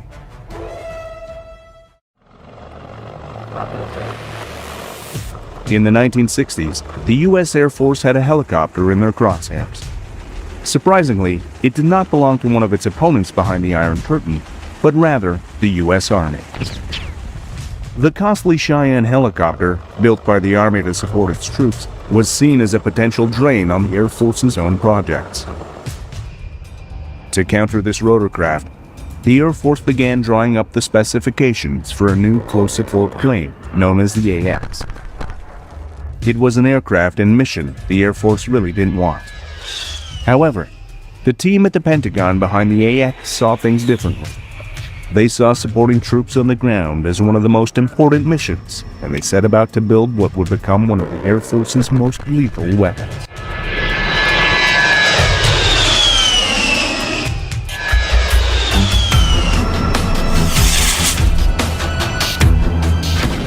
The AX was an offensive weapon, built to destroy tanks, armored personnel carriers, and soldiers entrenched in foxholes or behind sandbags. The whole of the aircraft was to be designed around a massive gun capable of blowing away the competition. While designing the gun specs, defense analyst Pierre Sprey looked for an inspiration from the most unusual source, a hero of Nazi Germany. Because I was adamant that we had to do this purely from the point of view of the effectiveness demanded by combat experience, I assigned everybody on the team to read a book called Stuka Pilot by Colonel Hans Ulrich Rudel, because I had found nothing in the entire literature on close support that gave a more precise and more objective view of what close support is really about. Rudel flew an incredible 2,500 missions where he rained havoc on opposing armies, destroying an astonishing number of enemy vehicles, including 519 tanks. His tank-busting aircraft of choice was a specially modified Stuka, armed with two 37mm cannons. Sprey began a worldwide search for a caliber of bullet powerful enough to pierce Soviet tank armor, while not so large as to make it unwieldy for an aircraft to fire. He found the perfect bullet in the land of fine chocolate and watches, Switzerland. Munitions manufacturer Iraqi produced a devastating 30mm round, which penetrated with Swiss watch-like precision. Now that Sprey had found his bullet, he had to figure out a way to fit 1,000 rounds worth on the AX. The massive amount of ammo was housed in a drum 3/4 the size of a Volkswagen. Of course, when we started sizing the weapon, see how big it was, a huge ammunition storage, because we wanted enough ammunition for 20 repeated passes. See, that was part of the long loiter, long endurance. It's not just hanging around, you also have to hang around and be dangerous, have weapons. Carrying so much ammo in such a powerful weapon, the AX might be best described as a flying piece of artillery. Though the 30mm shells were potent and capable of penetrating the thick Soviet armor, they wouldn't necessarily stop a tank in its tracks. At that time, a new type of bullet was in development, which packed a depleted uranium punch. Depleted uranium has exactly the same properties as magnesium. When you hit with a high velocity, you actually light off the metal. The metal burns inextinguishably, just like magnesium does in a flare. This thing is so incendiary that if you just have grease, the normal grease that's in the sump under the engine, you're very likely to light the tank on fire because there's burning fragments everywhere once you've penetrated. By 1970, Sprey and his team had put together all the specifications for their AX aircraft into a concept formulation package. The tremendous amount of work they did paid off. The USAF, still eager to kill the Cheyenne helicopter, approved the plans, as did Secretary of Defense McNamara and Congress. The U.S. Army with the Cheyenne and the USAF with the AX weren't the only ones fighting for a piece of the government spending pie. The Marines had a futuristic close-support aircraft of their own, the AV-8 Harrier. Chuck Myers took part in an evaluation of the three designs. The group leader turned to me and said, well, we need a plan. Who are we going to visit? Who are we going to talk to about this subject?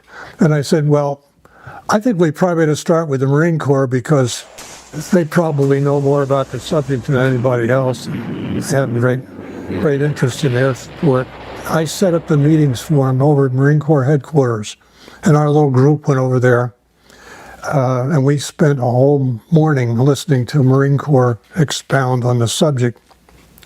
And of course, they were pushing this thing called a Harrier, which, if I could think of an airplane least appropriate for close air support, that would be it, because of its vulnerability to small arms fire. Myers soon realized the bomber generals in the USAF weren't the only ones who had antipathy for the close support mission.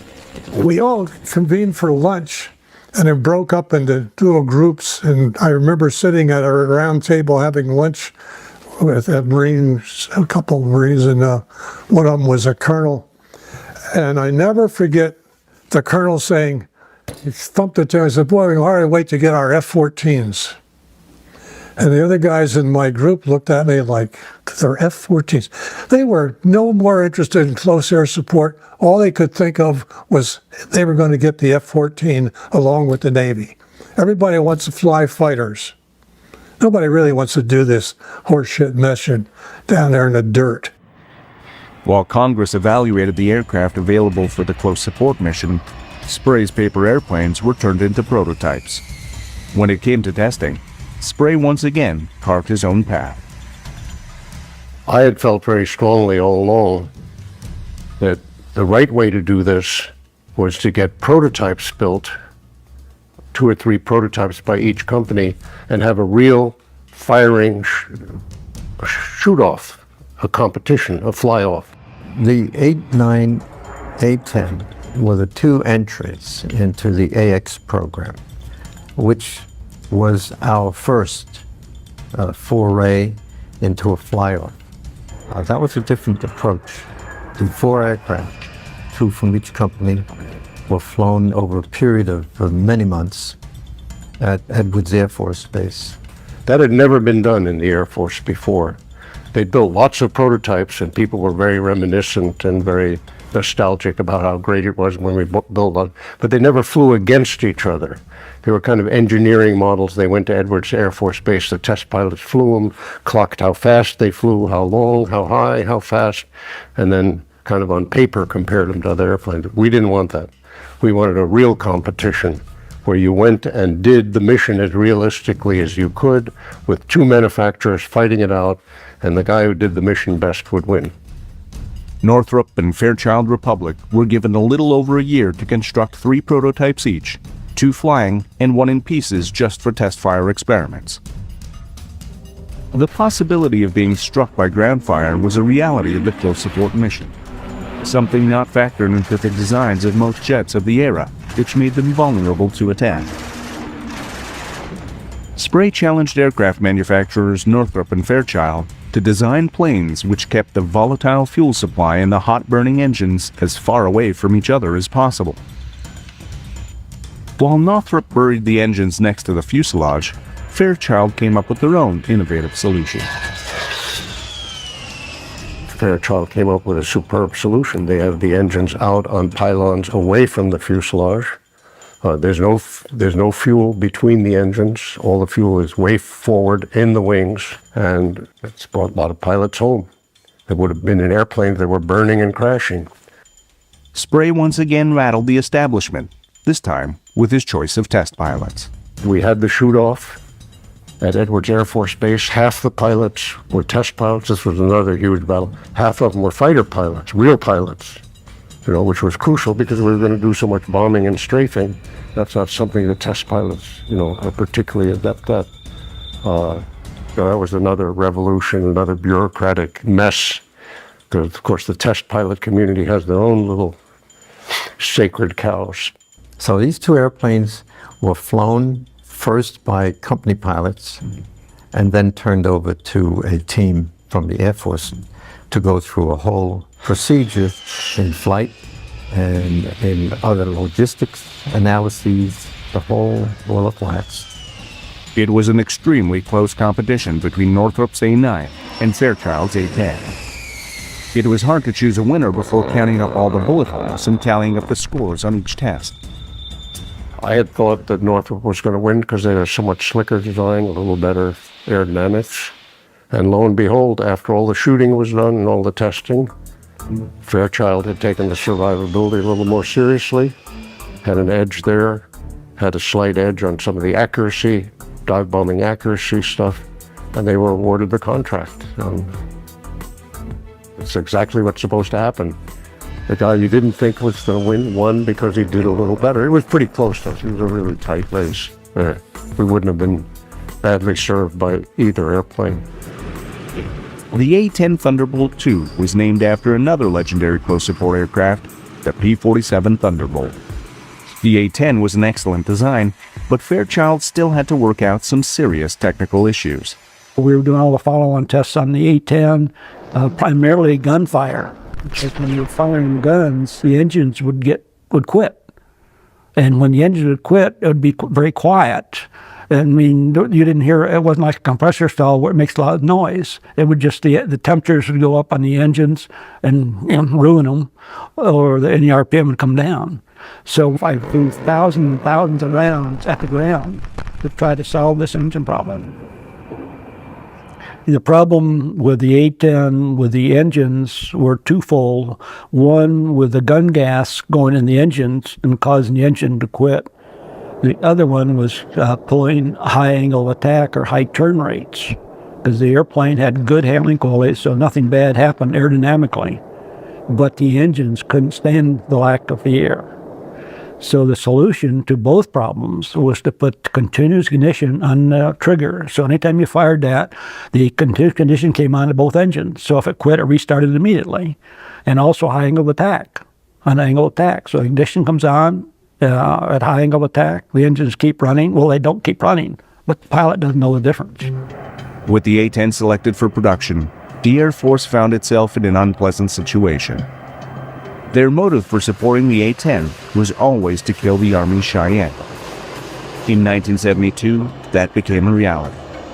With the Cheyenne dead, they suddenly had a new close support plane in their hands, an aircraft they really didn't want for a mission they despised.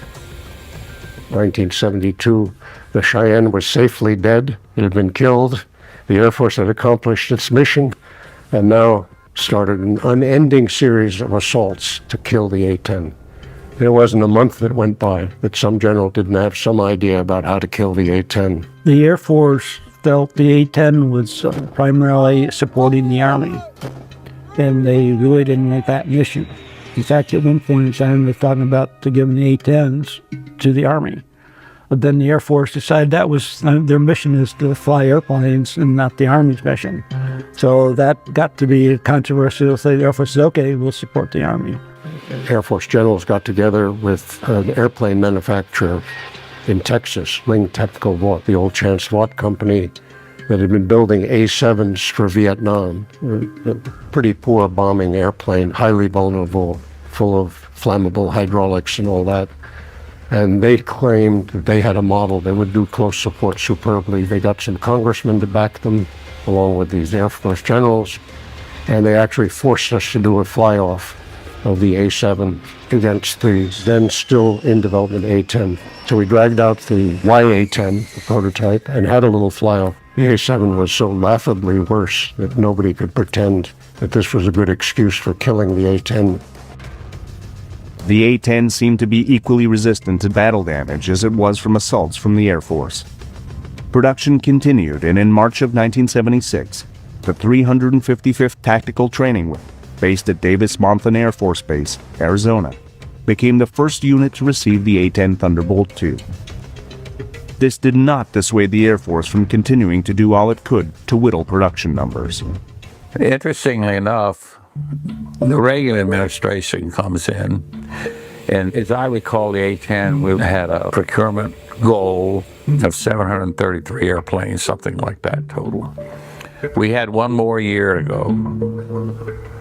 And the Reagan administration rolls in and, of course, throws money at everything the services wanted. And then Stockman, recall Mr. Stockman, who was OMB at the time, sort of said, my God, we need to take a look at all this money we're spending. You know, we're going in the whole tax cuts and all that. So he took aim on the defense budget. Stockman, the director of the Office of Management and Budget, battled with Secretary of Defense Caspar Weinberger over Reagan's bloated defense budget. A compromise was reached, which would leave A-10 production in the crosshairs. Weinberger came back and said, hey, we got to show that we're stewards of the budget, so we need to cut some things. Lo and behold, what does the Air Force offer up? The last year of A-10 production, I think it was a smaller number. We had been up to, I think, 144 aircraft a year. And they also tried to cancel the ammo procurement. Unbelievable. They didn't get away with that. It wasn't just the Air Force brass who had misgivings about the A-10. Pilots of the day would have preferred to be flying the latest supersonic fighters, but it didn't take long for them to come around. The guys who joined the A-10 community for one reason or another, a lot of them were there as punishment tours because it wasn't a glamorous tour for anybody. But they became committed to the airplane. The more they learned about the airplane, the mission, what it takes to help guys on the ground, how demanding the mission is, because it takes an enormous order of skill. I mean, it takes a whole set of skills air-to-air pilots don't even dream of. It's a totally different world.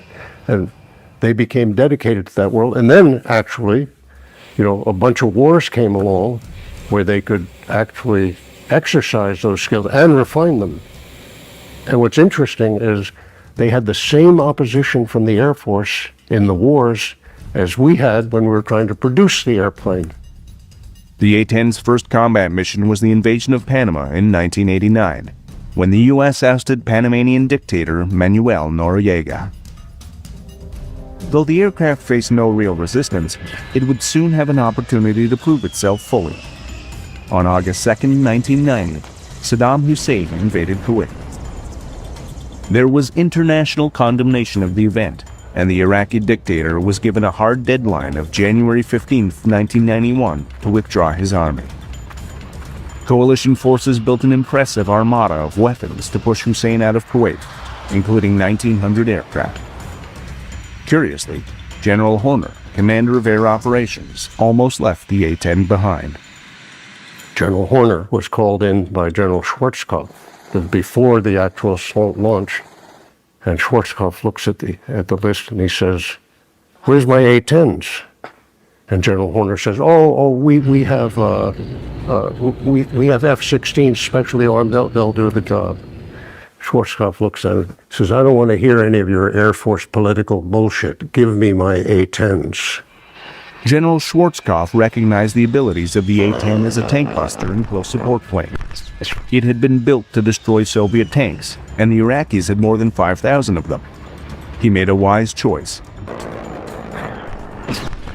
The A-10 destroyed more tactical targets than all other aircraft combined. Even General Hornet could not deny the A-10's excellence, at least temporarily.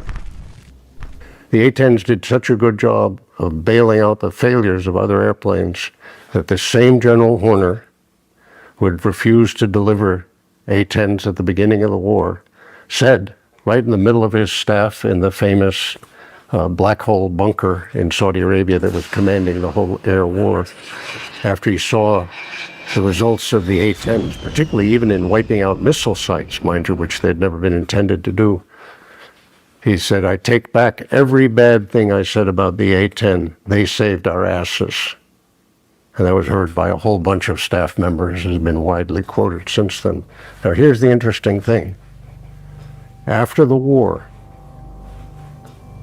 when everything had died down, people had done the battle damage assessment, and by the way, the Air Force had totally suppressed the successes of the A-10 that I just quoted, and had put out a whole bunch of junk about how brilliantly the F-117 did and all that. It was all hogwash. General Hornet was forced by his fellow generals to renege on what he had said and join the assaults on the A-10. You know, actually went back on what he had said about how they saved our asses. He said, no, they weren't that important. Now you ask yourself, how could a guy who had spent his career, you know, flying airplanes, he'd flown a lot of fighters, he wasn't just a bomber guy, but once he got to be a general, he was so infected by the culture around him of the other general officers, and that culture, dating again back to the 1920s, was a bomber culture. It's, you know, we bomb targets that we assign to our Air Force. We do it independently of the Army. We do it with airplanes that are very expensive because they're good for getting us a bigger budget. And that's what the Air Force is about. Though the A-10 had done excellent work against Iraqi forces, by the end of the first Gulf War, the Air Force should have had a replacement in the pipeline. Aircraft have long gestation periods, and the A-10 was based on 1970s technology. But the bomber culture that permeated the upper echelons of the Air Force made a new aircraft nearly impossible. A lot of the people in the close support community, the military reform community, in 1983 started proposing developing a far better, far more modern A-10. We called it variously the Mud Fighter or the Blitz Fighter. And it was going to be smaller, hotter, much better maneuverability, better able to get close in, better able to survive, have even more lethal weapons than the A-10, and we were ambitious to make it even cheaper than the A-10. And we had designs laid out, and we briefed them all over the Pentagon, and the Air Force came down like one man to kill it. The Air Force went bonkers. When they found out that Lockheed at Marietta, there were people down there doing some work on that, they told Lockheed, either you back off this and stop all this, or you don't have a prayer's chance of competing with what was coming down the road, which was the Advanced Tactical Fighter, which became the F-22. So they stopped. To put the final nail in this new aircraft's coffin, the Air Force offered a compromise of sorts. An Air Force two-star came down and said, okay, we want to sign a peace treaty. You guys back off pushing this new aircraft, okay? You do that, and we promise we will back off retiring A-10s. Not only that, we will upgrade them. So we agreed. So they did. They took away the planned retirement, which was to start probably in 1990-91. Without a replacement, close support pilots were forced to soldier on with aging A-10s. Now the Air Force had a new excuse to rid themselves of the A-10. It was too old. Nothing changes about these assaults. The first one is always, the airplane is so old. It's aging, it's decrepit, it's going to cost a lot to maintain. It's a perfectly silly argument. First of all, the A-10 is not the only old airplane in the Air Force. The Air Force generals are defending a far older airplane, the B-52. It's okay, we've so refurbished it and remodernized it, even if it is older than all the pilots, who cares? Well, oddly enough, the same thing is true of the A-10. The A-10 had been heavily refurbished. In fact, it's an amazingly modern airplane now. First of all, most of the fleet has been re-winged, although the Air Force is now trying to steal that money for the F-35, the re-winging money. But most of them have already been re-winged and will be good to 2040. Secondly, it's completely false that older airplanes get more expensive to maintain. The older airplanes, B-52 included, are vastly cheaper to maintain than any of the new airplanes that replace them. And they're just like old cars. If you find somebody to make the parts, you can keep a car going forever, and people who love the car do. As the airplane stands today, there's nothing that can touch it in terms of performing this mission. There's just no way. It can do all the things that the ultra high-tech systems can, like F-15s and F-18s and so on. It can do all those things just as well as they can, but it can work the other end of the spectrum down low. In lack of anything else, I would open the line and build more A-10s. From the invasion of Iraq to Afghanistan to the war against ISIS, the Air Force has been equally reluctant to bring the raging warrior to battle with them. Though the A-10s took part in the initial assault on Iraq, they were mothballed from 2003 to 2007. The USAF tried to rely on F-16s and other fighters to hit targets on the ground, but they were often inaccurate and caused casualties amongst friendlies. It wasn't until 2007 that the Air Force was forced to concede they still needed the A-10, an aircraft originally designed for a jungle war. The A-10 was a Vietnam follow-on because all the airplanes in Vietnam didn't have much fuel to stay around the target area. And of course, Vietnam was over, but it turns out now that the A-10 was perfect for Iraq and Afghanistan because it can loiter for long times. It's got plenty of ammo.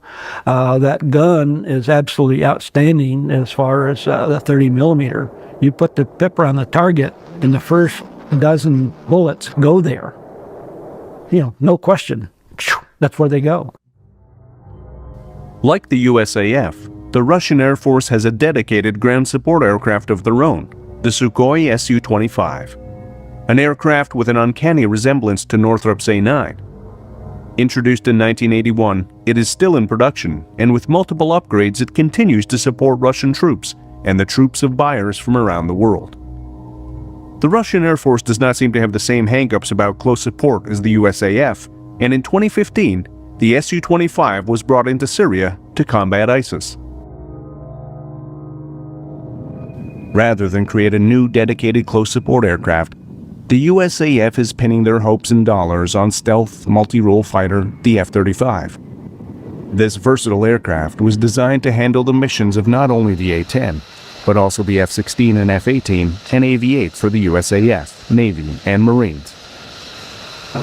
Critics of the A-10 label it a single-purpose aircraft, but could a jack-of-all-trades master any of these missions? Here we are now with the A-10, obviously now 40 years old, 30 to 40 years old, though it's still got life. And we have one program going, F-35, and that's going to fill all these missions. And that's just outrageous to even, think about that. Multitasking is a huge waste of money because it leads to enormously expensive airplanes. Instead of that $250 million airplane, we could have a great close support airplane for $20 million or $25 million. We could have a great fighter, air-to-air fighter, for $30 or $35 million. And then we could have whatever else you need, a reconnaissance airplane or those other kind of missions that maybe it does. We could have one of those for $30 or $35 million. It's uncertain when the F-35 will be able to take over for the A-10 and how effective it will be. Though the A-10s have been upgraded into the most advanced close support aircraft in the world, the USAF is almost embarrassed to bring them to front lines as they battle ISIS and prepare for a potential conflict in the Ukraine.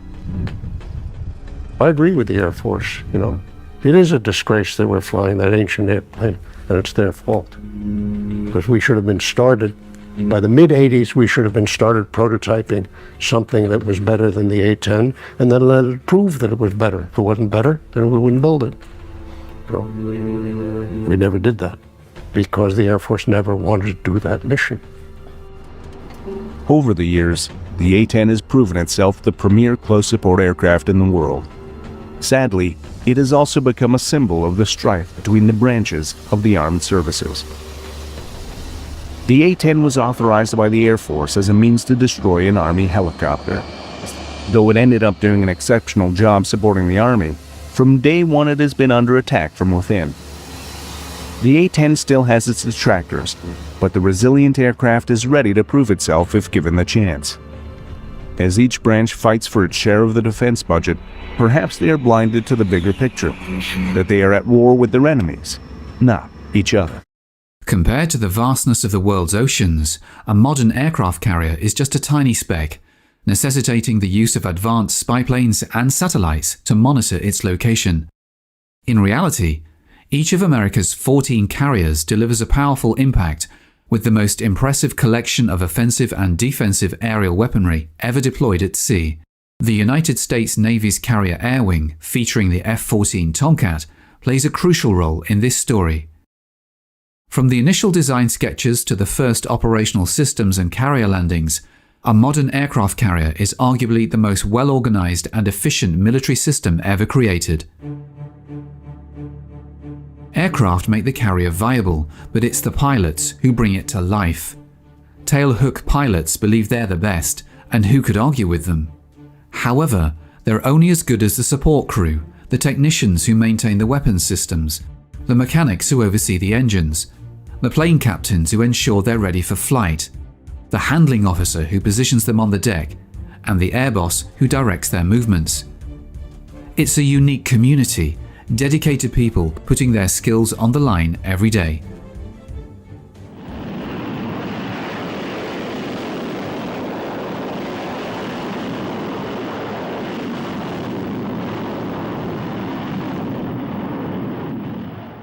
The F-14 Tomcat, developed by Grumman Aerospace Corporation, is the result of a significant disagreement in 1964 involving the US Navy, then Secretary of Defense Robert McNamara, General Dynamics, Grumman, and the US Congress. This intense bickering stemmed from a well-intentioned decision by McNamara in 1962 to develop a multi-service tactical combat aircraft with a basic airframe common to both the Navy and the Air Force. That is your bogey.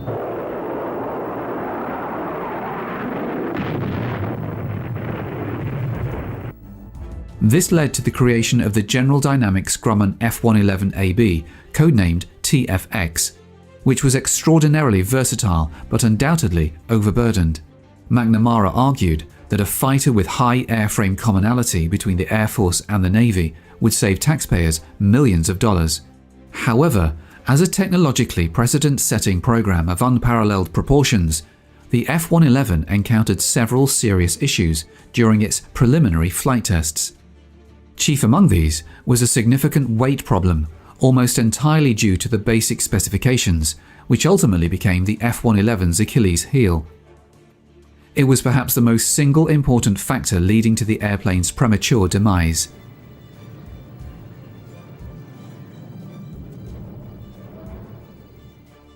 Not surprisingly, the Navy was not displeased with this decision. In fact, a year earlier, they had quietly begun reviewing an internal Grumman study advocating for a completely new all-Navy fighter aircraft. Almost as soon as Grumman was released from its obligations to the F-111B, the Navy issued a request for proposals for the VFX, the aircraft Grumman had already been developing. Grumman was well versed in building aircraft for the Navy, from the Cat fighters of World War II to the F-9F Panther in Korea, the Navy's first jet fighter to see combat. The F-10F Jaguar, a cat ahead of its time, was the first fighter with a variable sweep wing, a concept that proved valuable 25 years later. In between, Grumman designed and built the F-11 Tiger, a longtime favorite of the Navy's Blue Angels, and the Super Tiger, a Mach 2 version that set a world altitude record. With a strong pedigree and design already underway, it was no surprise when Grumman was awarded the VFX contract in January 1969. From that point, work progressed at a breakneck pace. Although 6 years had passed since the TFX program had been approved, the Navy was no closer to obtaining its new fighter. The timeline allowed only 2 years to get the VFX, now known as the F-14 Tomcat, into the air. The same basic engines, Pratt & Whitney TF-30 turbofans, were used. However, these power plants turned out to be the major technical problem for the Tomcat in service. Thousands of design configurations were narrowed down to 8 and then to just 1. In some respects, it wasn't significantly different from the abandoned F-111B.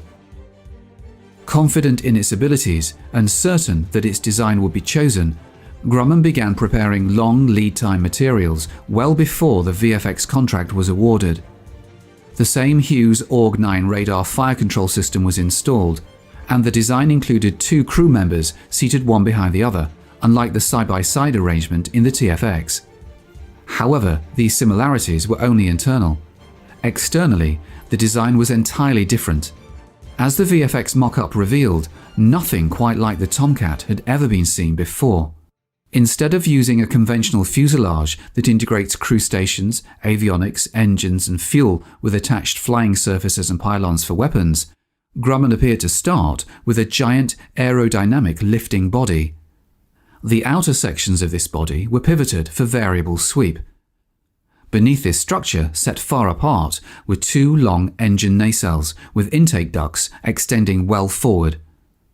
With no traditional fuselage, the radar gear and crew stations were housed in a nacelle added to the front of the lifting surface and seamlessly integrated. Although it appeared to be a patchwork of different elements, the entire design blended together remarkably smoothly, maximizing lifting potential while minimizing weight. Many details were modified, but the most noticeable change was in the vertical stabilizer. The Navy wasn't fond of the central fin arrangement, but due to carrier stowage constraints, they could not compensate by increasing the height of the main tail fin. Instead, twin dorsal stabilizers were adopted, giving them a cranked gull appearance when viewed from the front. The front nacelle was resized to improve cockpit visibility for the crew. With the contract secured, Grumman began preparing in earnest for the production of 6 prototype pre-production aircraft and 463 production aircraft. The first flight was scheduled to take place by January 1971, only 2 years away. The first F-14 prototype was rolled out at Calverton, New York, on the 14th of December 1970, and a week later it flew for the first time. Despite the urgency of the program, it was possible to tweak the design as the first few aircraft were being assembled. Most of these changes were cosmetic. As usual, Grumman had got it pretty well right the first time.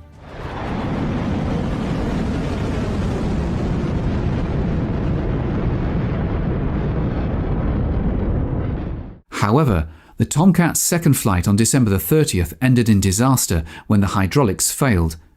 The crew ejected safely, and the accident proved to be only a minor setback. By May 1971, the second Tomcat was airborne.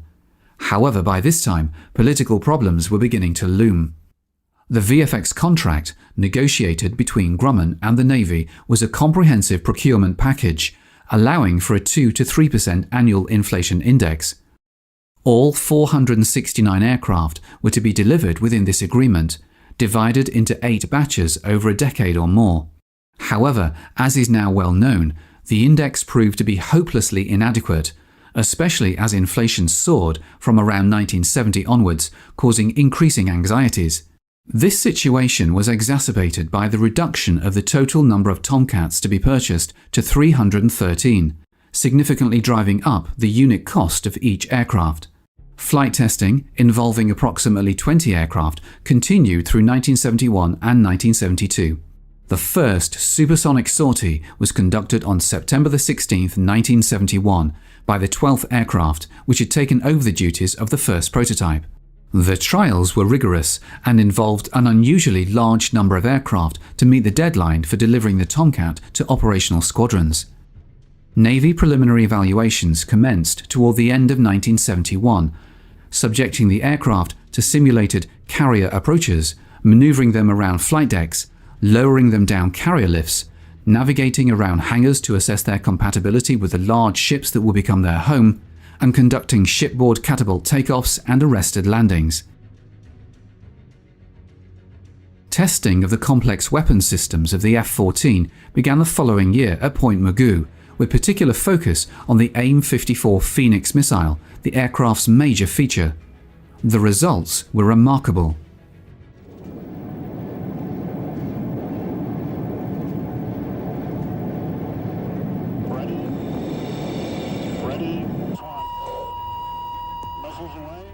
Drones, modified to simulate various Soviet aircraft, were intercepted with exceptional success, achieving unheard-of ranges. In one spectacular trial, for example, a drone doing Mach 1.5 at 50,000 feet was on the receiving end of a Phoenix launched 120 miles away. In another test, a ripple salvo of AIM-54s, spread across about half a minute, successfully intercepted 4 targets at ranges varying between 30 and 50 miles. By June 1972, carrier trials aboard the USS Forrestal had been successfully completed, indicating that the aircraft was ready for operational deployment. Subsequently, in October 1973, VF-1 and VF-2 serving aboard the USS Enterprise began receiving their first aircraft from Replacement Training Squadron VF-124 at Naval Air Station Miramar near San Diego, California. VF-1 became the first operational squadron to qualify the F-14A for daytime carrier operations in March 1974. By the end of 1979, the Tomcat had been deployed operationally with a total of 14 squadrons. Additionally, it equipped 2 permanently shore-based training units, VF-101 at Oceana and VF-124 at Miramar, respectively supporting the Atlantic and Pacific fleets. The process of replacing the F-4 continued until well into the 1980s, ultimately resulting in an additional 8 frontline squadrons receiving the F-14A. This aircraft has also been issued to second-line echelons of the Naval Air Reserve Force, a process initiated during the autumn of 1984 when VF-301 at Miramar received its first Tomcat. What sets the F-14 apart from all other tactical aircraft flying today is the combination of a high-performance airframe and the multi-shot, multi-target AWG-9 Phoenix weapon control system, marking the most significant advancement in weapon system technology in a generation of fighter development. Virtually impervious to electronic countermeasures, the Phoenix missile is specifically engineered to eliminate multiple maneuvering high-speed targets from extremely long ranges to close in, making it the only air-to-air radar missile with a launch and leave mode. The Phoenix has proven its performance time and time again against a variety of targets in a variety of tactical situations, scoring an unprecedented 85% success rate. Unlike any other system, the F-14 can fire up to 6 Phoenix missiles at 6 different targets simultaneously, while also tracking up to 24 targets simultaneously. In contrast, other new fighters are limited to engaging one target at a time. Once the pilot or the pilot has determined they're going to attack a target, they are stuck with that target. They can't see anything else. So he has to stay in search. He's back to a manual system, the same thing that the F-4 came out with 15 years ago. This is the only system we've got going where you can attack a target and not have to devote your full attention to that target for the full time of flight of the missile, whatever you're firing. We can prepare ourselves to take on the rest of the threat. It's one-of-a-kind thing. The F-14 has the long-range Phoenix missile, which gives us approximately twice the range of any other missile that we know in existence today. However, regardless of sophistication, no weapon system can be effective unless there's sufficient time to deploy it, which requires early detection. The F-14 is equipped with a high-powered radar and an extremely fast digital computer, providing almost 3 times the detection volume of current fighters at 30 to 50% greater ranges. This extended range translates to more time to respond, offering up to 2 extra minutes for a Phoenix missile to intercept a Mach 2 threat. This difference could be crucial in determining the outcome of a mission. It also gives the pilot the ability to stand off and fire a Phoenix missile before being detected or before the enemy can fire, since he has to get a lot closer to fire. Because we get to see him first, we're going to get a cut right there. We're going to get the edge right there. Here we are standing off, having the standoff capability to fire and attack a target when we have come nowhere close to him being able to do that to us. Okay, what happens then? Your survivability goes up tremendously. You take one aircraft, and he can do the job of 5, 6, 7, 8, a dozen aircraft. Let's face it, if you can get a guy at 100 to 150 miles, that's where you want to get him. You don't want to wait till you have to get him in close. The third version of the Phoenix missile, designated AIM-54C, offers greater reliability, enhanced resistance to electronic countermeasures, and improved overall performance to effectively address anticipated threats in the 1990s. Meanwhile, cruise missiles have advanced the art of low-altitude flying, presenting a new challenge to air defense systems. Launched from air, surface, and undersea platforms, these self-guided weapons pose a significant threat. Within the realm of modern technology, only long-range airborne radar can detect these low-flying threats in time to protect land targets and surface traffic. The F-14 is the only aircraft equipped to intercept such threats, illustrating its versatility. The capability to look down and shoot down most effectively. Very good probability of kill. It goes past that because it gives you the capability to stay at high altitudes. And if you can stay up there, you not only then have the capability of attacking the low guy, now I also have the capability of going after the high guy. This highlights the dual capability of the F-14, from defending against targets flying as low as 50 feet above the surface to intercepting high-altitude, high-speed aircraft and air-to-surface missiles at altitudes of 70,000 to 80,000 feet. There's only one aircraft in the world today that has that capability, and that's the F-14 with the Phoenix missile. In addition to the Phoenix, the Tomcat also carries the AIM-7 Sparrow and the AIM-9 Sidewinder missiles, both of which have undergone recent improvements. The Sparrow's modernized version, the AIM-7M, began production in 1982 and will eventually be replaced by the Hughes AIM-120. The AMRAAM possesses a significant advantage in being a fire-and-forget missile, unlike the Sparrow, which requires continuous illumination of the target by the launching fighter until impact. Despite being one of the oldest missiles in the US inventory, the infrared homing AIM-9 Sidewinder remains a highly effective weapon, demonstrating impressive kill rates in recent years. The principal version used by the Tomcat is the AIM-9L, which was notably employed by VF-41 with remarkable success during its engagement over the Gulf of Sidra. This version represents a significant improvement over earlier models, boasting all-aspect capability, allowing it to home in on aircraft skin friction from any direction. A new iteration, the AIM-9M, has been introduced, featuring an improved rocket motor and enhanced anti-countermeasures capability, and is now also in service. The Sidewinder missile is poised to remain an important component of the Tomcat's armament for many years to come. An internal gun mounted low in the port side of the nose and equipped with 675 rounds of 20mm ammunition can be fired at a rate of 100 rounds per second. It's almost a self-contained GCI interceptor fighter combination that can take the fight to any scenario, any place in the world. I deployed with VF-1 and 2 on the Enterprise, and we used to simulate very realistic scenarios. For example, backfire bombers flying at 50 to 55,000 feet at supersonic airspeeds with lower fighter cover. We went out on exercise after exercise like this with the F-14 and demonstrated time and again that because of the two men in the airplane, because of our ability to handle the ECM problem, we could shoot those bombers at long range, still have the short-range weapons to get in and visually engage the fighters, take care of them, and press on about our business.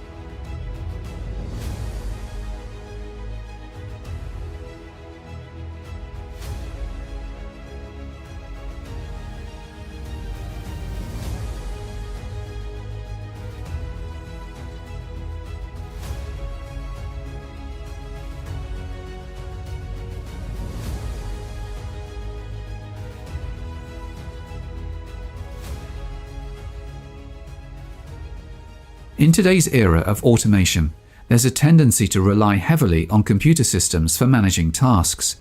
Undoubtedly, computers have enabled us to overcome challenges that would have been insurmountable otherwise. However, we're also aware of their limitations. Despite the F-14 being highly automated, with a computer system capable of processing 3 times as much information as any other fighter, it still operates with a 2-man crew. This setup allows them to fully exploit the aircraft's vast potential by working together.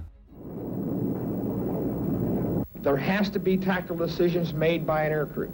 It cannot be done by a black box. It has to be made in the human element involved. The advantage of not having to split yourself down the middle or whatever percentage you got when you're in a tactical environment. With 2 guys working on the solution, you're going to come out with the right answer more often than you are with 1. That's all there is to it. It's that simple. It's a beautiful combination. And I know in my past experience, there's the first guy to see the other guy has a hell of an advantage.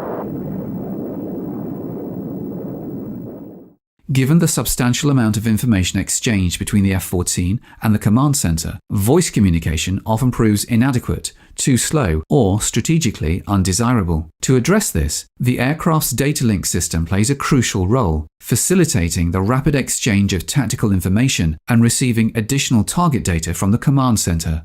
Roger. And Dick, you're cleared to fire. 102, your bogey. Even when facing an enemy dispersed over a 200-mile radius at various altitudes, the F-14 can be strategically positioned for optimal tactical effectiveness. It stands alone as the only aircraft capable of downing 4 adversaries and still having ample fuel reserves for extended combat engagements. The nice part about the F-14 is that you got the best of both worlds. You can get into the dogfight role without taking one iota away from the very significant capabilities in the long-range interceptor role. Wing buys an awful lot. It gives you an awfully good on-station loiter time. It gives you a tremendous turning aircraft, and it gives you a slow approach speed.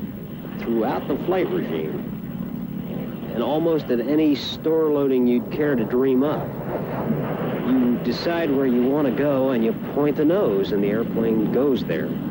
It's going to be an awful long time before anyone could come close to finding an aircraft that can take the interceptor role and the fighter role and come any closer to optimizing the two in one aircraft.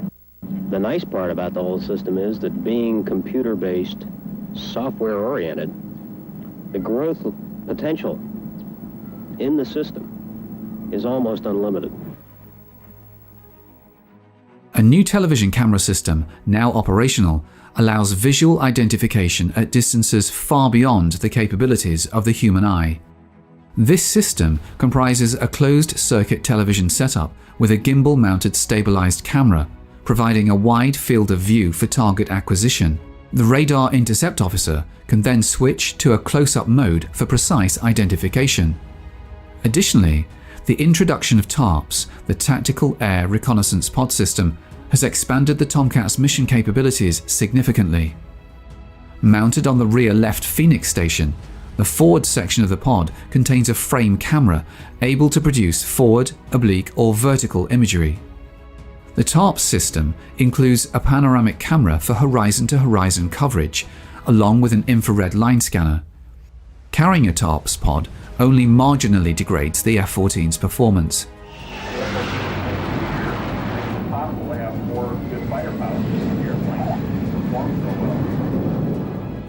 Despite more than 17 years passing since the Tomcat's first deployment aboard the USS Enterprise, little has changed in subsequent production models. The Tomcats currently being manufactured are essentially identical to those produced during the 1970s at the Calverton production line. This consistency underscores the robust design of the aircraft and its associated AWG-9 weapon system.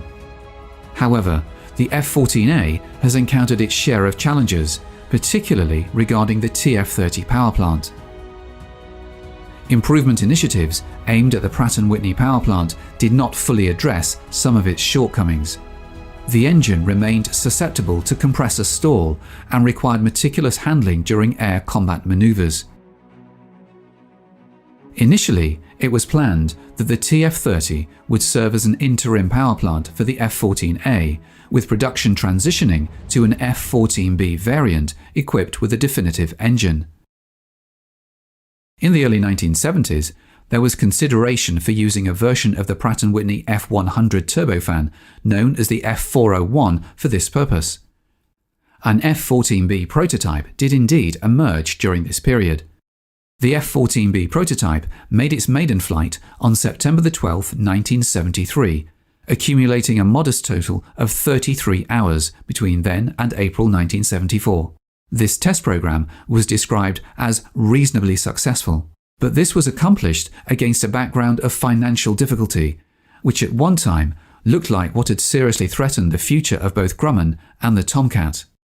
As expected, the majority of resources were allocated to the continued production of the F-14A, resulting in the F-14B being relegated to limbo despite showing promise. Another variant, the F-14C, which would have introduced new, more advanced electronics, also fell victim to budget constraints, leaving the F-14A as the definitive production model. It wasn't until the latter half of the 1970s that serious consideration was given to re-engineering the Tomcat. The re-engined Tomcat, known as the Super Tomcat, took its inaugural flight from Calverton on July 14, 1981, embarking on a modest series of development flights totaling 30 sorties. These tests revealed significant performance enhancements in almost every aspect. Consequently, in October 1982, a decision was made to proceed with full-scale engine development, resulting in the F-110. Notably, loiter time during combat air patrol missions increased by 34%, while the deck-launched intercept radius at Mach 1.3 saw a remarkable 62% improvement, extending to approximately 275 nautical miles. The greatly increased power output also permitted catapult launchers to be made dry without afterburner, a factor which must have greatly impressed the Navy, since some of the earlier accidents had arisen from compressor stall when employing afterburner during launch. The F-110 engine demonstrated remarkable resistance to compressor stall across the flight envelope, allowing for unrestricted power management, a feat impossible to achieve with the TF-30. Despite these impressive results, it will be a couple of years before the Navy decided to adopt this new power plant. The US Air Force took the initiative, ordering the F-110 into production for the F-15 Eagle and the F-16 Fighting Falcon in February 1984. Subsequently, the Navy followed suit, selecting the F-110 to power a new Tomcat model designated the F-14D. While originally intended for installation on the F-14D, the F-110 made its fleet debut in the F-14A+, which was delivered to operational Tomcat squadrons in the spring of 1988. Future Tomcat pilots undergoing undergraduate jet flight training will embark on their first carrier experience aboard the new McDonnell Douglas T-45 Goshawk. This aircraft is a modified version of the British aerospace-built Hawk, adapted for aircraft carrier operations with reinforced landing gear, an arresting hook, and catapult launch fittings. As for the historical context, during the first 5 months of 1968, the United States Navy experienced a MiG kill ratio of less than 3-to-1 in aerial operations over Southeast Asia. The small MiG aircraft engaged both Navy and Air Force fighters in classic close-in dogfights, often outmaneuvering US pilots. The differences in maneuverability, design, and size between US and MiG series aircraft, coupled with the absence of a dissimilar aircraft training program, were identified as major factors contributing to the Navy's low kill ratio.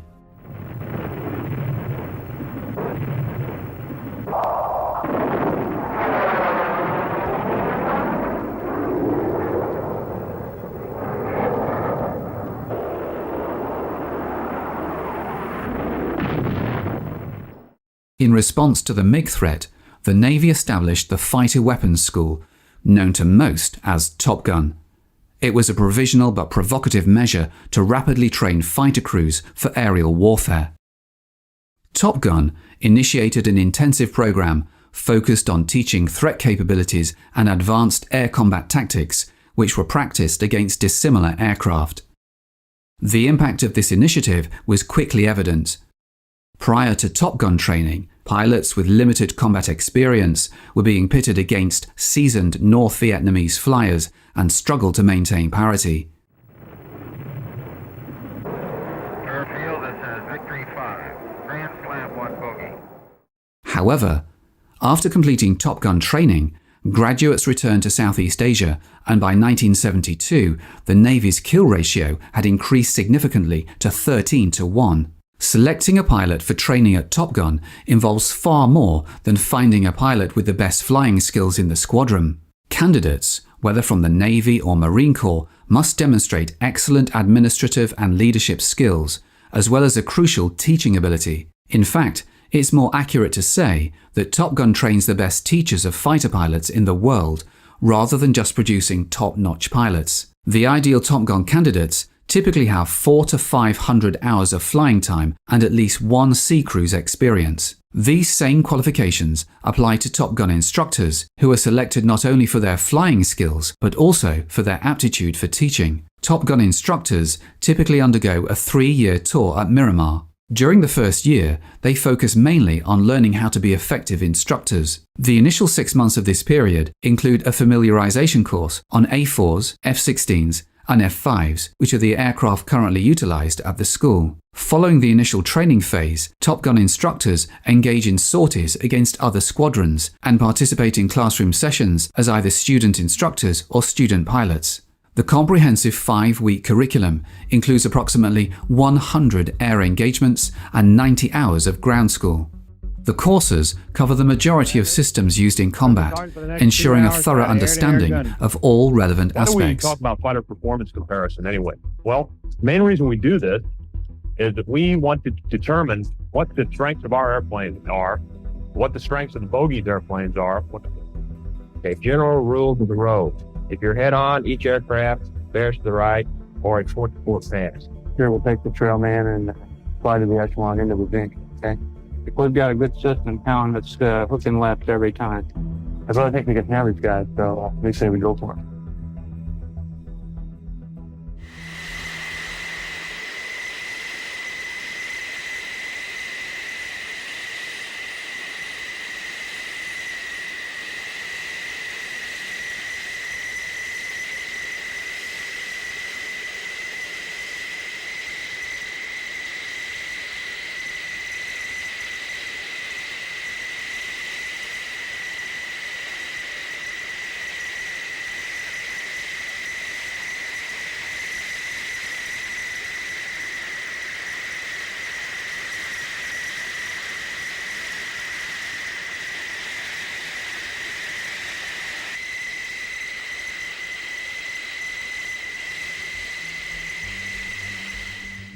Every flight, regardless of its routine nature, is meticulously briefed to ensure optimal performance and readiness.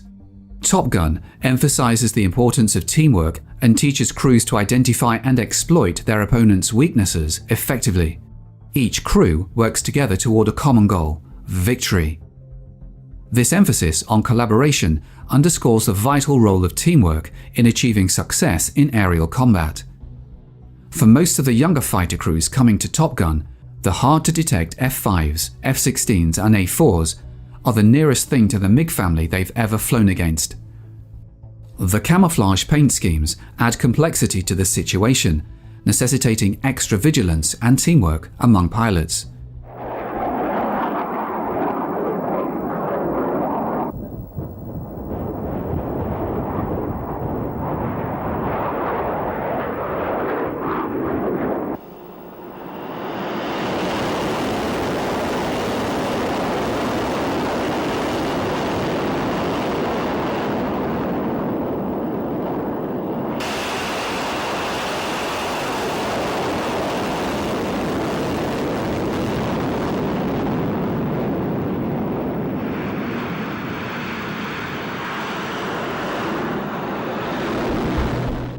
Back starboard, 010. 010 now, 3.5. 2.5 miles now, drifting to the right again. 020 at 1.5 miles. Roger, tally ho. Got the hot stop and tally on him. Okay, tally ho, that's passing the left side now. Right side up on him. Right side. Okay, that pass up there. We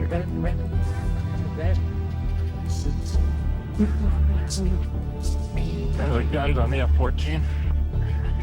Each maneuver the aircraft performs is meticulously recorded, computed and displayed on the TV-like screen of the Air Combat Maneuvering Range, ACMR. One of the standout features of the ACMR for pilots is its capability to serve as an instant replay device. During debriefing sessions following a mission, the entire team can gather to review their performance, analyzing it from various perspectives.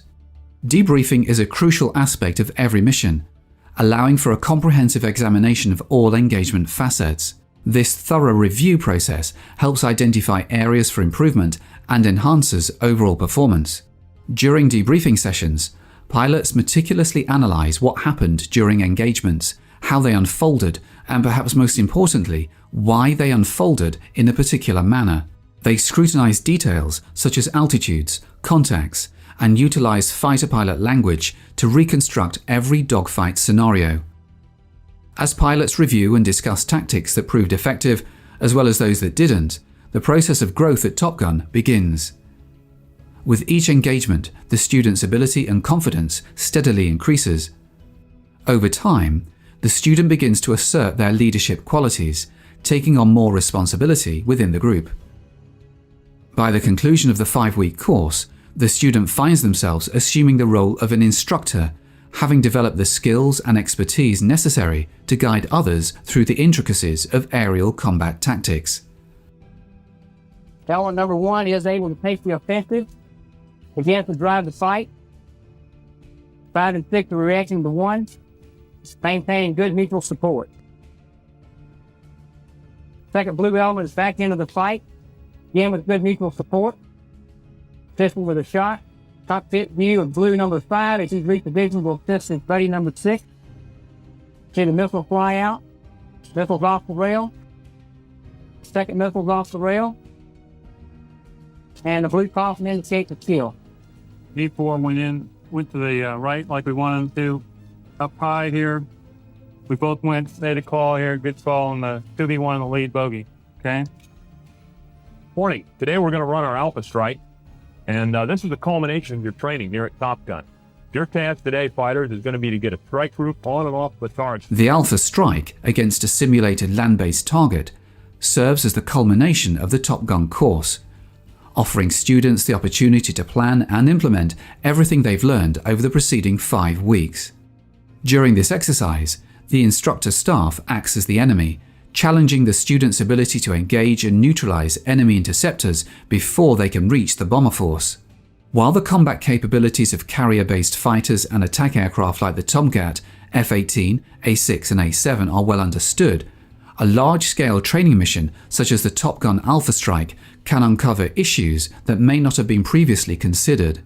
This exercise provides valuable insights into the effectiveness of tactics and strategies employed by the students, as well as identifying any potential weaknesses or areas for improvement in their approach. Top Gun aims to teach Tomcat drivers to become not only the best fighter pilots, but also the best fighter pilot training officers in the world. The goal is to develop a plan that will elevate their squadrons to the highest level of readiness, ensuring they're prepared to confront any adversary in any location where the Navy's carrier air wing may deploy. The strike against targets within the Navy's Tactical Aircrew Training Range in Fallon, Nevada, offers an opportunity to record the entire mission, facilitating detailed debriefing and the development of new, effective combat techniques. During these exercises, Top Gun instructors will pilot aircraft such as the F-5s, A-4s, and the newest adversary aircraft, the General Dynamics F-16 Fighting Falcon. The F-16, characterized by its small size, agility, and stealthiness, provides the Navy Fighter Weapons School with a realistic simulation of potential threats encountered in real-world scenarios.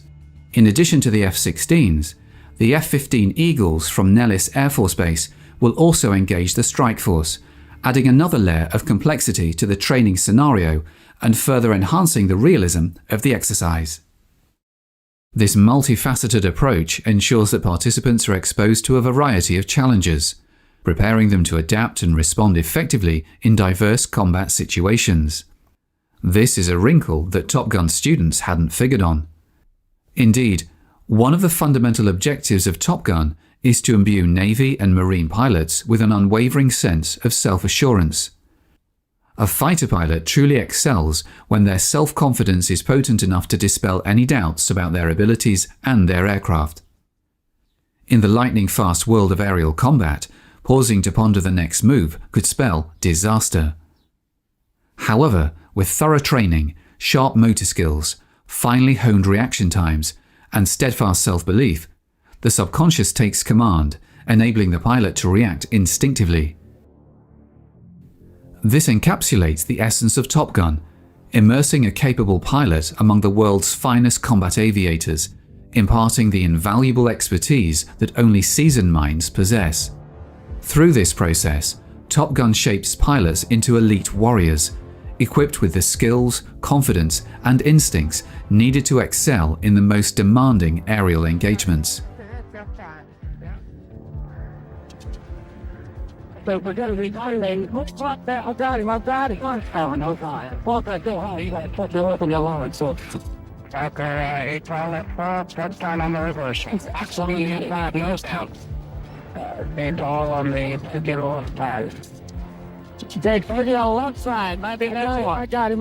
Can't minutes. F4 belly, left side, 10 o'clock. I thought you were going to come over here. You got to plug the amateur 8 o'clock. Right around think about 20 I got this. So, I don't want to do that's what's in there inside the three. I'm going to kill him. I'm just going to fight. Okay, got it. 13. Look at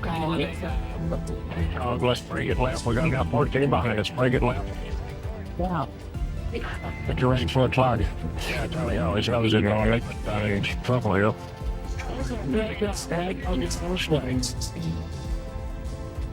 She's got about 50 to go with it. Okay, bring it back. Starboard, dog. Oh, you're about to It's crucial to instill in them the understanding that the fundamentals of aerial combat haven't drastically evolved since 1918, aside from advancements in speed, altitude, and the destructive capabilities of weapons. They must grasp the reality that their adversaries possess similar motor skills, reaction times, and knowledge. What sets them apart is rigorous practice and comprehensive knowledge. Only through dedicated training and continuous learning can they prepare themselves for the daunting task of piloting a supersonic aircraft and engaging in combat against equally skilled opponents. It's a relentless cycle of training, honing skills, and accumulating knowledge.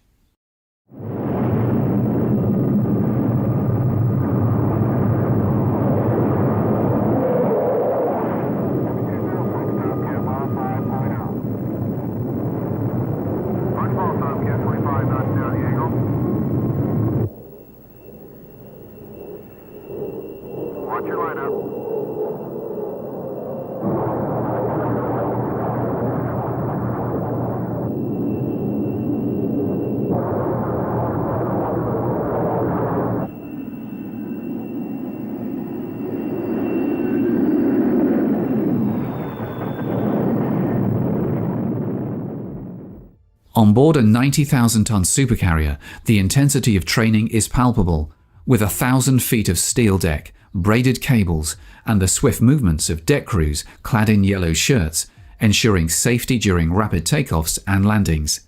In round-the-clock training exercises, pilots repeatedly face challenges, refining their abilities and readiness for any situation they may encounter in the skies. 17 stories from superstructure to engine room, with a population of more than 6,000 specialists who run this city and manage its air wing of some 90 aircraft. The nuclear-powered capability of the carrier provides unparalleled operational flexibility, enabling sustained high speed and maneuverability, with enough fuel to remain at sea for an impressive 13 years. It serves as a self-sustaining mobile fortress, dedicated to the primary role of projecting US air power with a rigorous training regime for its aircrew. Preparation for the carrier's aircrew involves daily flights, sometimes even twice a day, to hone their skills in various scenarios, including radar intercept, air-to-air combat, strafing towed targets, bombing land targets, and anti-submarine operations. While deployed at sea, Tomcats, along with the E-2C Hawkeye, serve as the long-range eyes of the carrier battle group, tasked with identifying and neutralizing any hostile threats. This capability was demonstrated in January 1989 when Tomcats engaged 2 Libyan MiGs, highlighting their role as guardians of naval supremacy. What you're about to hear is the actual radio transmissions between the 2 prowling Tomcats flying combat air patrol and E-2C Hawkeye and the carrier John F. Kennedy. You can assess the outcomes firsthand. Contact of 175, 72 miles. Looks like a flight of 2, Angels 10. Close out concurs, show at 78 miles. James Cornell shows 25 miles separation, turn it down.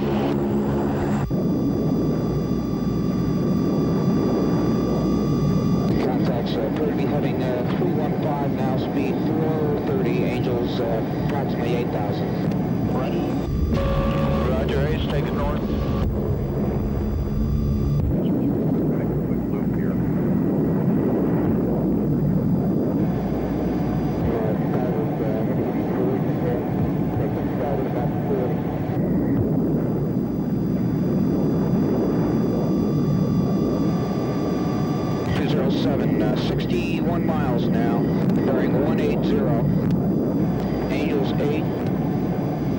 330.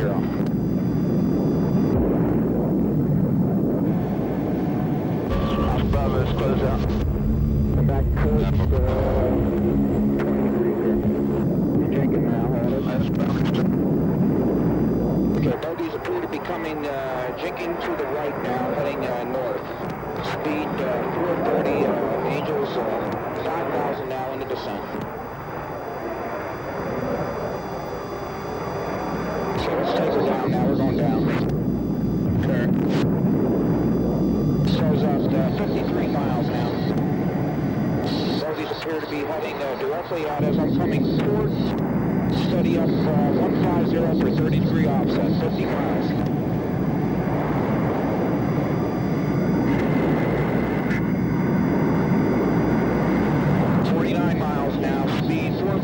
Angels 9, I'm going down to 3. Cross back over. Roger. Roger that. 30 degree offset now. Bogies heading 340 speed, 500, let's accelerate. Okay, we look like they're good now. Roger, bogies have jinked back into us now. Let's come starboard 30 degrees the other side. Angels, James joined up set station. Roger, Angels now 11. Steady up. Close out, warning yellow, weapons hold. I repeat, warning yellow, weapons hold. Bravo out. Roger, gypsies. Pass up, Bravo directs, warning yellow, weapons hold. 35 miles here. Roger that. Bogies have jinked back into me now for the third time. The nose is on at 35 miles. Angels 7. Bravo, close out, you copy? Taking another offset, starboard 210. Yeah, I got one of the 30 miles and he's a 13,000 piece of trailer. Roger that, level off here. Okay, bogies jink back into me for the fourth time. I'm coming back starboard. Come back port now.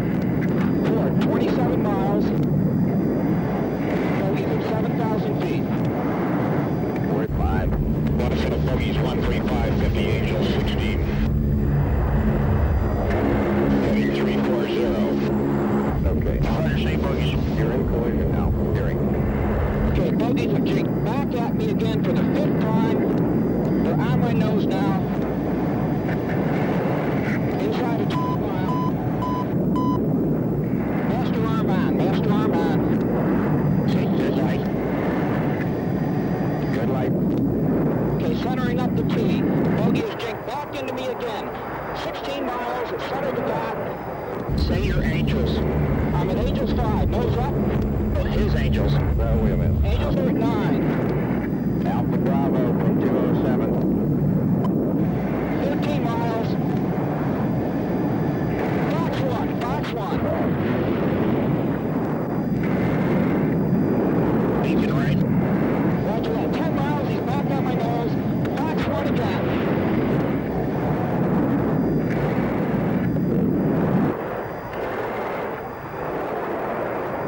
Watching them up. 6 miles. Alley 2. Turning into me. Roger that, 5 miles. 4 miles. Okay, he's got a missile out. Breaking right. Good hit on one. Roger that, good kill. I got the other one. Short box 2. I see jumping out of the trailer. Coming hard, stop him up. I haven't got Colin. That's the second one. I got the second one on the nose right now. Hey, I'm high cover on you. Get a lock him up. Stop him up. Man, shoot, box 2. I can't. I'll have a fool.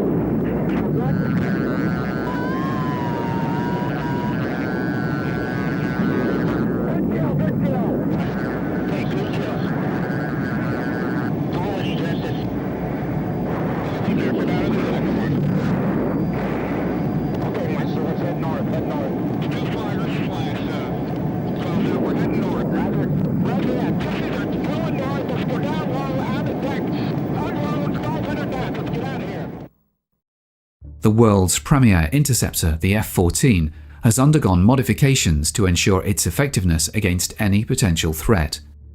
The introduction of the new F-14D was part of a two-phase program. Initially, an interim version, the F-14A+, was delivered starting in April 1988. This enhanced Tomcat retains the F-14A airframe, but is equipped with the more potent General Electric F-110 turbofan engines, boosting available thrust from 42,000 to 56,000 pounds. The first F-14D deliveries, incorporating the upgraded engines alongside digital avionics and enhanced radar systems, took place in March 1990.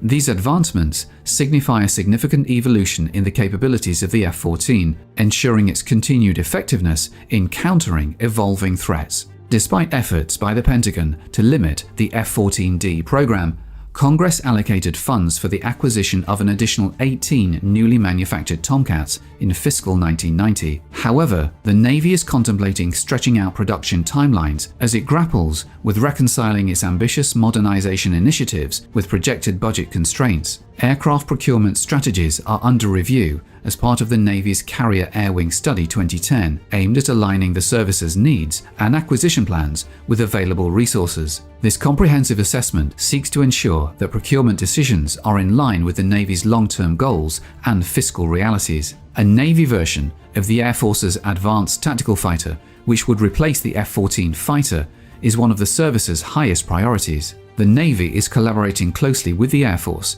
to develop a carrier-capable variant of this new fighter aircraft. Additionally, the Navy is evaluating a proposal from Grumman to enhance the F-14D into what is being termed the Century 21 Tomcat. Grumman's proposal involves modifying the F-14 airframe to minimize the aircraft's radar signature, integrating enhancements to provide ground attack capabilities, and potentially installing an upgraded engine to extend its operational range.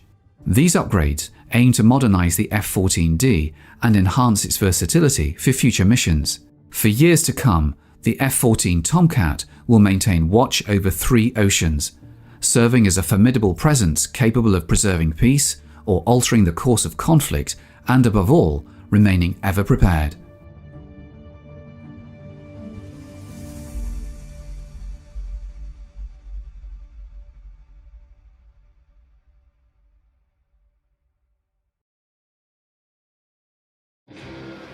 Today, there is much excitement about self-driving cars.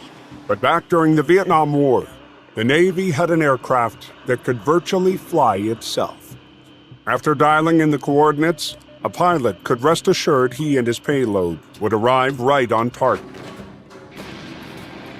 It could even land itself on the deck of a carrier. With all its advanced features and its rock-solid design, this aircraft served double duty in the U.S. Air Force for close support and treacherous rescue missions. Conceived by the brain trust of legendary aircraft manufacturer Vought, it was an aircraft for its time and ahead of its time. This was the A-7 Corsair II.